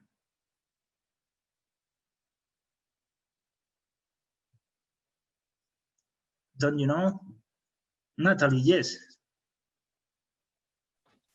I'd say human dignity. Good, very good, very good. Robert Spemann, a German author, used to say that the value of the person is so high that we cannot measure the value. And that's why we don't call value, but dignity. Dignity. That's why the value of the person is dignity. Is dignity. So the intellect, the value is the truth. Not any kind of knowledge is a value. If you are an ignorant, obviously you have no knowledge. But if you have a false idea of the reality, it is not a value. Just the knowledge that is true is valuable. So, and in the will, the same. The good, the freedom also, we can say freedom is a value of the will, yeah. And to the freedom of choice, freedoms to love, and so on and so on. No? And the senses, all senses has each sense has his own value. The music is the value, no? The good music, obviously, no? And the taste, well, the food, the good food also, no? Is valuable. And the actions, well, good actions, not bad ones, no? For example, it's valuable to give some good examination, a good quiz, no? And a bad one is not a value. Yeah, it's not valuable, it's not worthy. So the habits, there are two kinds of habits, no? Good ones are bad ones. The ones who allow us to gain more good things, and that is to say virtues, and the bad ones, obviously, that the addictions are habits, no, but are not good for the human being, because it hinders you to achieve greater aims, no. And finally, the nature as such is a value, obviously. Biodiversity is also a value, and ecology, it's also a value. So let's go with the principles. As you see, we are going little by little in the legal system, and things that are very abstract, very theoretical, we will put now foot on the reality, no? The first principle of all of them is, if the first being, because it's the greatest one, is God, the first principle of all the principles is pro Deo. It's not pro-life, because life cannot be without God. Yeah, it's pro Deo. It's pro Deo because it's greater than the human being. Yeah, and you can see there cannot be life if there is not God with life that give you some part of His life. No, give us. So, and the first principle, they're related with dignity, which could be, don't you know? Try to think.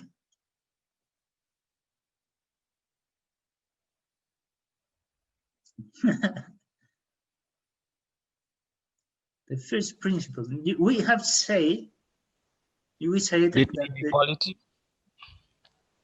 No. remember the first principles of law are just affirmations of values. So it's so easy. You only have to put one word. So easy. Duta, yes, try. Pro-human. Oh, good. Pro homine, be also the same. Pro-human, pro homine. And then we can add so many things. Pro filio, pro societatis, pro communitate, because the son and the society and the community are also part of the human, you know, but is part of the same principle. And the quality could be after that principle. We will see. And obviously, about the truth, there is pro veritate, a principle, or pro informazione, pro information. No, this is a principle of communication law. In the communication law, you find the pro information principle that is quite clever. I used to be a professor of communication law, and this is probably the most important principle in communication law. And in the will pro bonum, no, pro bonum also. In the field of the senses of the body, pro salutem, no, pro health, because without health we cannot hear very well. We can, if we have coronavirus, we cannot smell. No, so it's pro salutem, pro health, pro the good things, no. And here this is pro actione. I don't know if you have in the administrative law.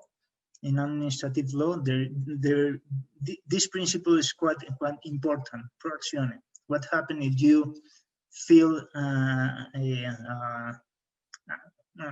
some resource asking something, you know, the authorities don't know very well if it is valid or not is valid. Well, in dubio pro actione. If the authority have the doubt, they should say, well, it is valid, because normally the actions are valid. No, it's pro actione. Have a lot of consequences in administrative law, the principle of pro actione. Let's go with another, pro virtute also, no? And here for sure you have heard about that, pro natura, no? There's a lot of principles about nature, about environment. For example, the principle of precaution, pro precaution, because nature is a great value, and we have to protect great values. And that's why if there is something that could risk that value, we have to protect. You have to put some precaution. There's a lot of principles in environmental law, like the scarce resource. I have to explain so many, but it is just an introduction. This is just to show you how the formula works and for what is the formula. Well, for sure you have heard a lot of many norms, many statutes, Declaration of Human Rights, and so on, about all of these things. I will not put examples of the norms because are so evident that there are neither, well, but the rights, yes, the rights, for example, the right of religious freedom, no? This is related with the principle, no? If God is valuable, if there is a principle pro Deo, well, we have to protect all the freedom of the people to reach God, no? Or to have some kind of good relation with God. Good relation. This is the religion, no? A set of behavior norms and so many things, beliefs, and to have some good relation with God. That this is religion, no? And it's very interesting now. You can see that there should be after that so many.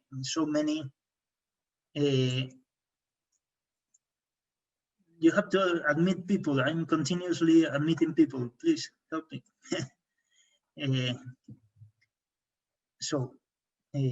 Let's go again. As you can see, here should be so many rights, no? Related with pro hominem, pro veritate, pro bonum, pro salutem. Yeah. But the first of the rights is the religious freedom. There was a really hard question, well, idea of, at least hard for me, for several years. of John Paul II, the Pope, that he said the first human right is the human right about religious freedom. And it shocked to me so much, that phrase, for so many years, because I said, no, the first human right is the right for life, no, to live, to be alive.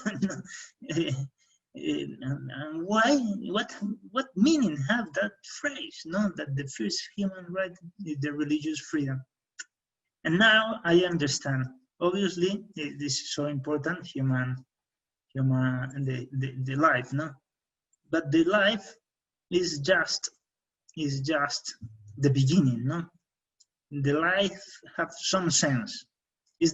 We can say that life is the most basic human right, because there couldn't be any other human right without life. This is true. That's why it's the most basic. In this way, it's the first one that we have to protect. Because if someone have no life, cannot have any kind of human rights. But the life have some purpose, some aim, and it's related with the highest things. And the highest things should be with the higher being, no? That is to say, the being of God. So, at least one author, John Paul II, said that, no, the first human right that gives sense to all the human rights is religious freedom. Well, about hominem, now I think that Colin said, no, the equality, well, we can say is related some rights, is like non-discrimination, obviously, and with freedom of expression, and all the rights that are in the communication law, that there are a lot. Also, we have the goods, no? The goods, we can possess the goods. We have the right to property, and to do with the property so many transactions, legal transactions, and so on. No? And obviously, if the health is a value, and there is a principle pro salutem, so we have the right to health, and proactione, the right to work. I think that is quite evident, that one. And the right here could be peace, for example. There are so many big virtues, but to be peace is a great virtue also, and there could be any kind of right related with that. Security, for example, also could be. And there is a lot of environmental rights. So this is just an example, but what gives us this formula? Well, first, a way to think, because so many times, for example, we don't know very well there could be a right for the workers. Yeah, we can see what is valuable here, and what could be the affirmations in the legal field. No? If there is something is valuable, we have to affirmate that this is pro-value, pro-worker, for example, no? Also, or this is being, no? Human being. Well, in any case. Yeah. And with this, you have a methodology to develop your own reason, no? Your own reason, and to develop better the legal system, your legal system, and to understand better your cases. So, by the way, let's see. Yeah, I will say now how will be. First, any question about the legal formula, natural law formula, or comment, or I don't know. So you said the norms are self-evident. Could you just give us a few examples so we're on the same page? Yeah, that is the usual way of the people that used to think when things about law. Obviously, this part, being and potencies nowadays, is not well connected because all the theory of knowledge that people used to have now is the Kantian theory of knowledge. And that's why the Jewish authors didn't talk about so much this part of the potencies. No, it's so strange. But well, yes. So I will say now which questions I will put in your final examination. So you have to remember that I'm saying now the questions of your final examination. There should be two kind of questions. The first one will be 10. That will be the same questions of the quizzes. I will choose 10. 10 will be the same. Why? Because I put the quizzes not just to test you, but to making sure that you understand the principal parts of each lecture.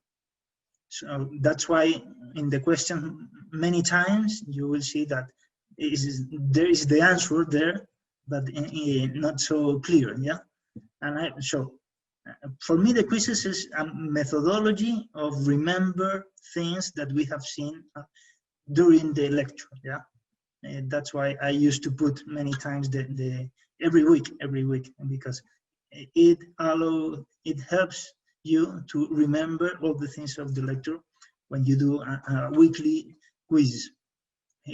So I will choose 10 questions and I will repeat the same questions in the final examination, and it will be for, I think so, 30 marks.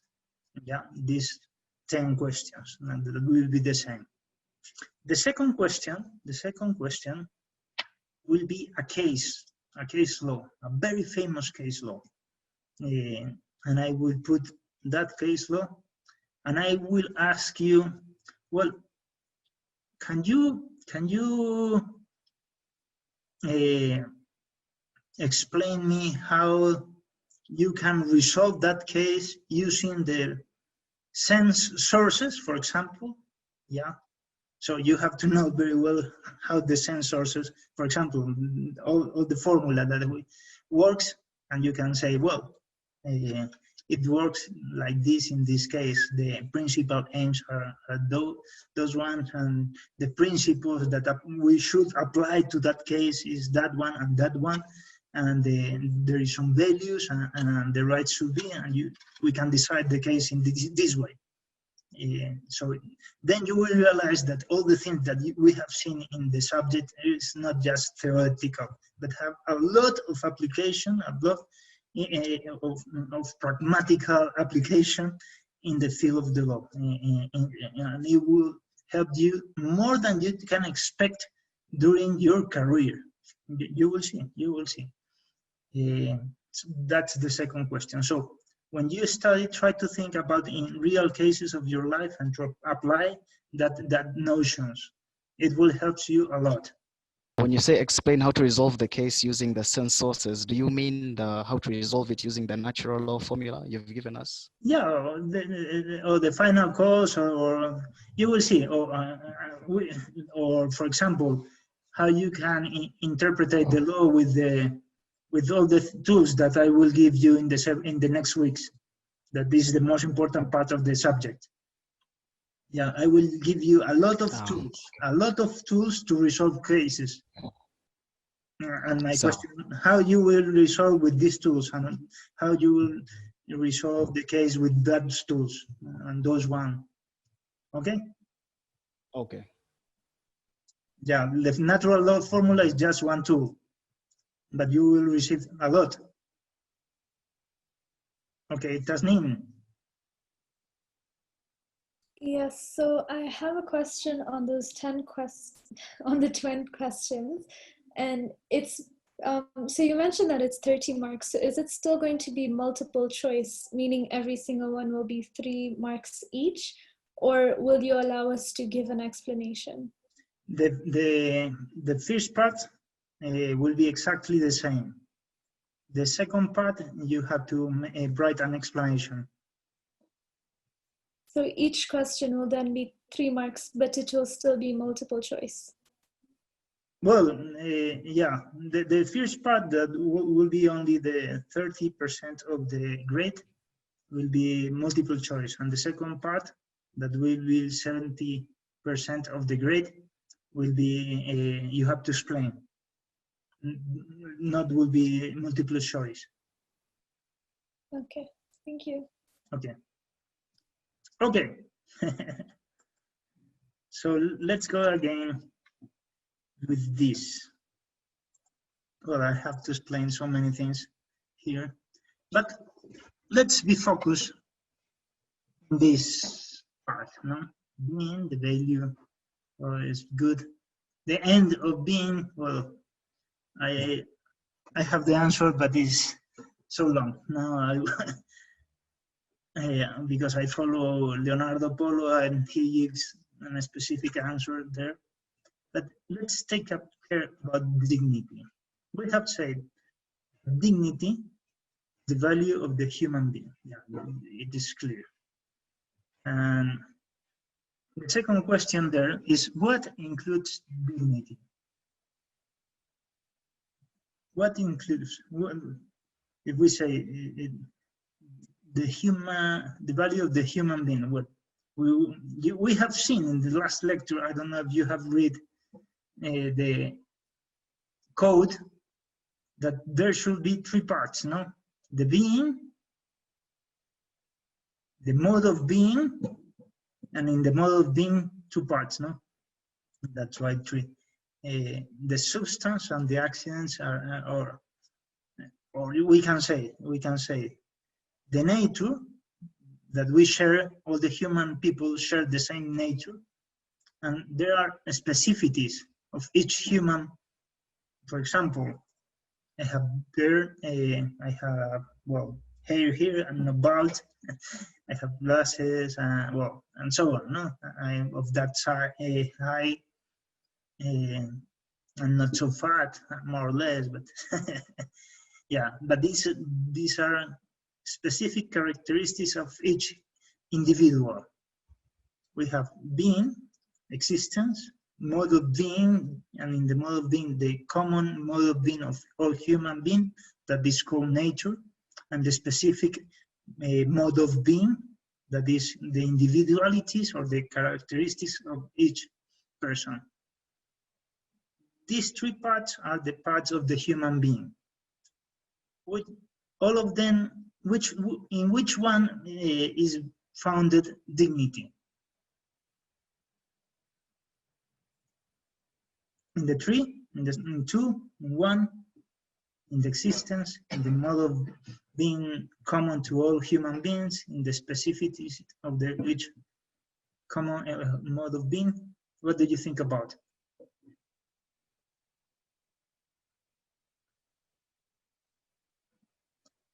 Yes, Rosalind. I think the dignity is found in the existence. Well, Natalie, yes. My answer was similar, so. Yeah, and peace. Yeah. Maybe it's found in all of them. Are you sure? No, I'm not sure. Well, obviously in the existence. And I think that this is the principal one. It's more important than the intelligence, for example, because the existence is more important. We cannot have the intelligence if we don't exist.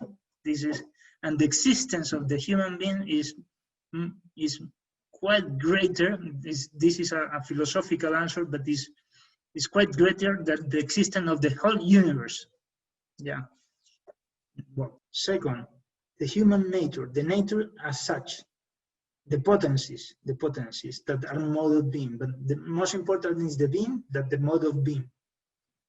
And I ask you finally, the last question, the specification of each nature. For example, I wear a lens or glasses, or that I high or not so high, or that I'm fat or not so fat. This is kind of a specification. Have any kind of value or not?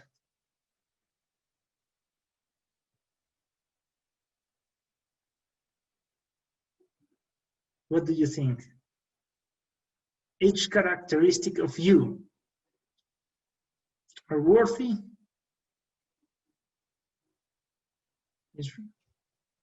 Each or not?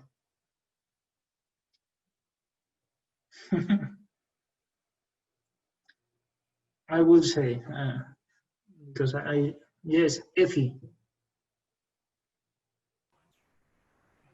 I don't think so. Yeah, why?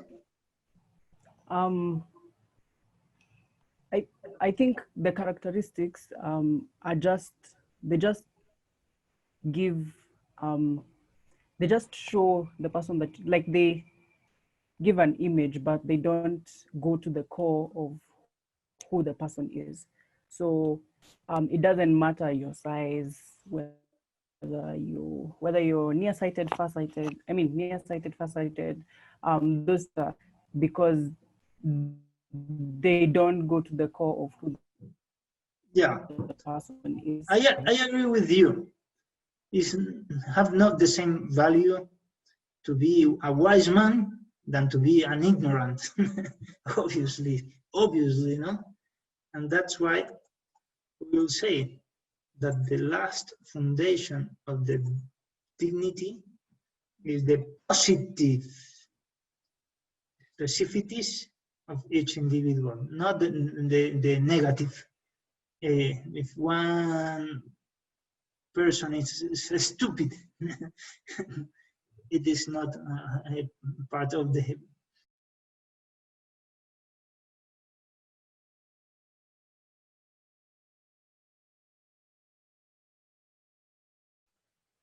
lost some connection.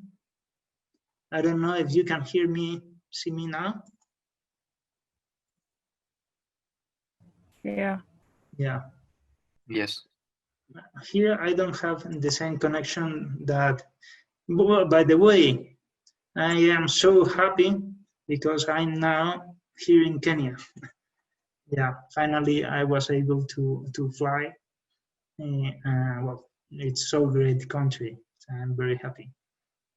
But here I have not now, but I think that I will improve that, the same connection. That's why there could be some problem. Okay, so let's go with the second thing. Let's go talk about the principle of pro hominem, and the subsequent principle. The first premise is just an affirmation of a value.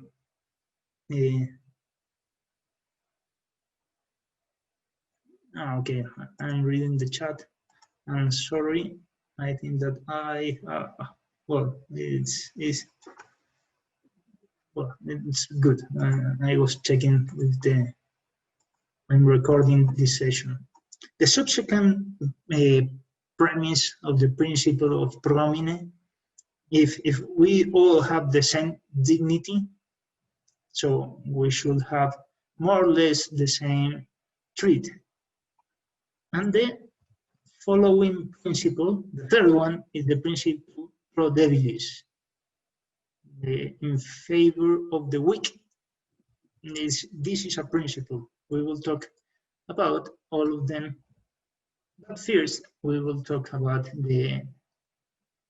the principle of equality.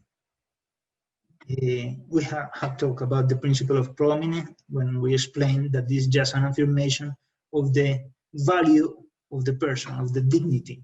It's just an affirmation. And now we will talk a little more about the principle of equality. Have you heard about this principle? Can you say more or less which is the sense of this principle so important nowadays?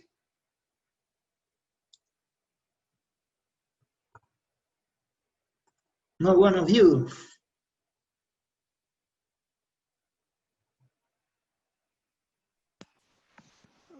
I think it's important because if you treat every single person as equal without discriminating on any grounds, then in that way you give people the power and the opportunity to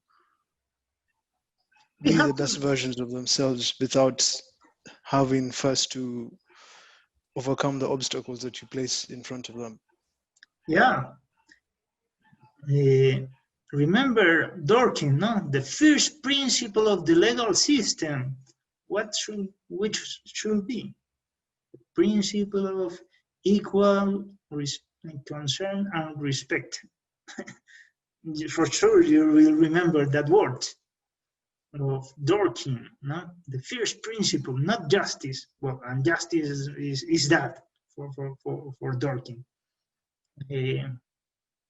Well, I will say it's not the first principle. First principle is prominent, first than equality, because equality is equality between humans, no? So, but it's among the first principle of the law, obviously. But there is a question, a hard question here. We have to give to all person the same treat or not? Or I have to act with some person in some different way than in another? Yes, Sarah. So I think you need to give people things according to their needs. So you won't give everybody things equally per se, but more like the people who have certain weaknesses, you give them things to match their needs so that they can be at par with everyone else. Yeah. I will put the same question in another way that will be so evident. I think so. I have to give the same treat to any woman or not? Because if someone is my wife, I have to give the same treat to any woman. Effie. I think you have to treat everyone the same because. And my last question. To every woman, I have to treat the same. If they are not my wife. Yes. I would say yes, because you would accord, if you would treat your wife with respect and you'd be nice and kind, and that is the same treatment you should accord other people. Yeah. I mean, other women, yeah. But obviously, a sentimental relationship I can have only with my wife. Yeah. Not with all women. Do you agree with that? Yes, I agree. The sentimental aspect is only for your wife, but the fundamental, the basic treatment with regards to the dignity, you'd have to treat all of them the same. Well, but the dignity also includes the specific things of each person, of each individual. And I will say, Vera, yes. So I think I agree with you on the aspect that you cannot treat every woman with the same sentiments that you have for your wife. Yeah. I agree, but I also agree with Effie when she says that on the basis of them being women and being human, so we will treat them equally because they have the same dignity. So we will treat them the same based on their human dignity. Yeah. Well, I will repeat now something that Aristotle said, that one should treat equally what is equal and unequally what is unequal. Because in the reality, all the things are different. In the reality, all individuals are different. The only thing that we can share is the same nature. And where things are related with the nature, specifically and directly, we will have to give all of them the same treat. And that's why we will have to protect and respect all the human rights in the same level to every person, because the human rights are related directly with the human nature that we all share. But the other specifications, the other things that individuals have, each one his own, is not the same. No, it's not the same. My wishes, my desires are so different. No, and that's why. And obviously, the second part you have an unequal. What is unequal? This is a principle of morality. This is not a principle of a legal principle. Oh, you have to remember that. And because in the law, what could be legal obligation of equal treatment? Obviously, when there are human rights based on the same human nature of all people, we have to respect, no?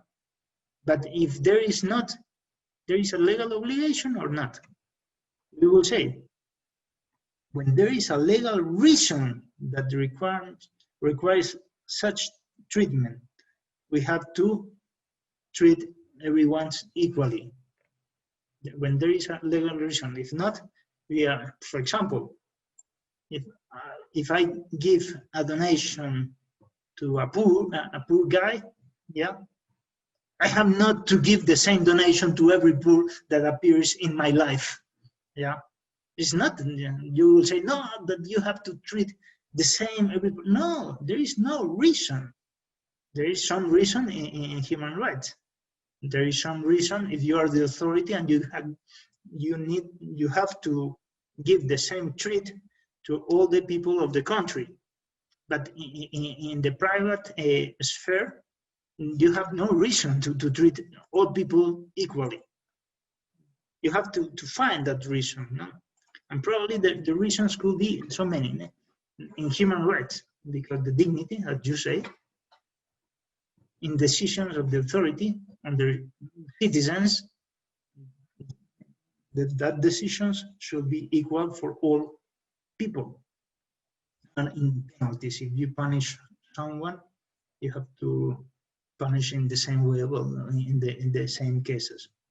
More or less, it is important. So we will say just another word about non-discrimination. Non-discrimination is, well, it's a very hard thing to understand when you can sue someone because there is some discrimination. Why? Because when we say something, anything, we are distinguished people.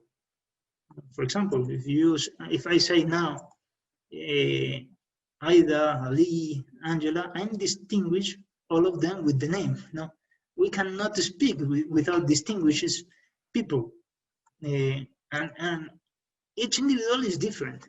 That's why we will say that there are two kinds of discrimination, no? Positive discriminations and negative discriminations. No? Obviously, the principle of non-discrimination is about the negative ones, not the positive ones. No? the distinguish. So, but the negative discrimination, you will see the limit 188. I just put here synthesis. No? Have you heard something about the test of proportionality or rationality? Haven't you? And the three questions that you have to ask to see if a measure is good or not is good. No, haven't you? Huh? Well, there are so many standards around the world, and one of them is the proportionality standard with 3 stings, as they used to say, you know, 3 prongs. So the negative discrimination test used to ask so many questions. Only the easiest way is to, well, it's so technical, this part, that is a little complicated if you haven't heard about the principle of proportionality. In any case, we will say, for distinguish if there is some kind of discrimination, we can ask these questions. No, is there was a distinction due to some human specificity? For example, the name, there is a distinction, yes. If I can pass to the second question, is there any reason to demand equal treatment legally? Well, no, because you have these different names, and that's why I can say your name and not the same name to other person. So this is a negative answer. Is the unequal treatment unreasonable? We will say, obviously, in some cases, yes or no. Is the unequal treatment damage rights? And if all of the answers are yes, there is a discrimination that should be, have negative consequences in the legal system. You can read this in the limit 178. Finally, I want to say just a word about this principle, pro debilis. Pro debilis is a consequence of the principle of equality. We have said that the principle of equality is to, as Aristotle said, have to be with, give the same treat for the things that are equal, or to them who are equal, and not the same treat to the unequal. For example, if one have some problems and have a wheelchair, we will give the best parking lot of the place because he have some problem, and it's reasonable to give him some advantage, because in that way he will be in the door in the same time that the other that have not the same problems. So that's why the notion of this principle is in relation of strict justice. The weak must be treated unequally. We have not to give the same treatment in this case, no? But we will give some advantage. Why? Because they have some problem, but as far as it's reasonable. Who are the weak? This is an important question. Who are the weak? All those actually lacks the means to achieve some end are weak. Well, and causes could be so many, natural, cultural, circumstantial, due to injustice. And if you put, that is the idea, no? And that's why in dubio pro weak, pro debilis, no? and weak could be reo, yeah, the one who is in the prison, no? The prisoner, no? And also the children, and also the worker, and also the consumer, and also, and in all that cases, you can say in dubio pro reo, in dubio pro operario, in dubio pro consumer, in dubio pro. All these kind of principles are part of one big principle that are consequence of the principle of equality, that are consequence of the principle of the pro homine, pro human. As you see, all things are connected. No? And it is very, very good to know how it works and have the method to have the consequence.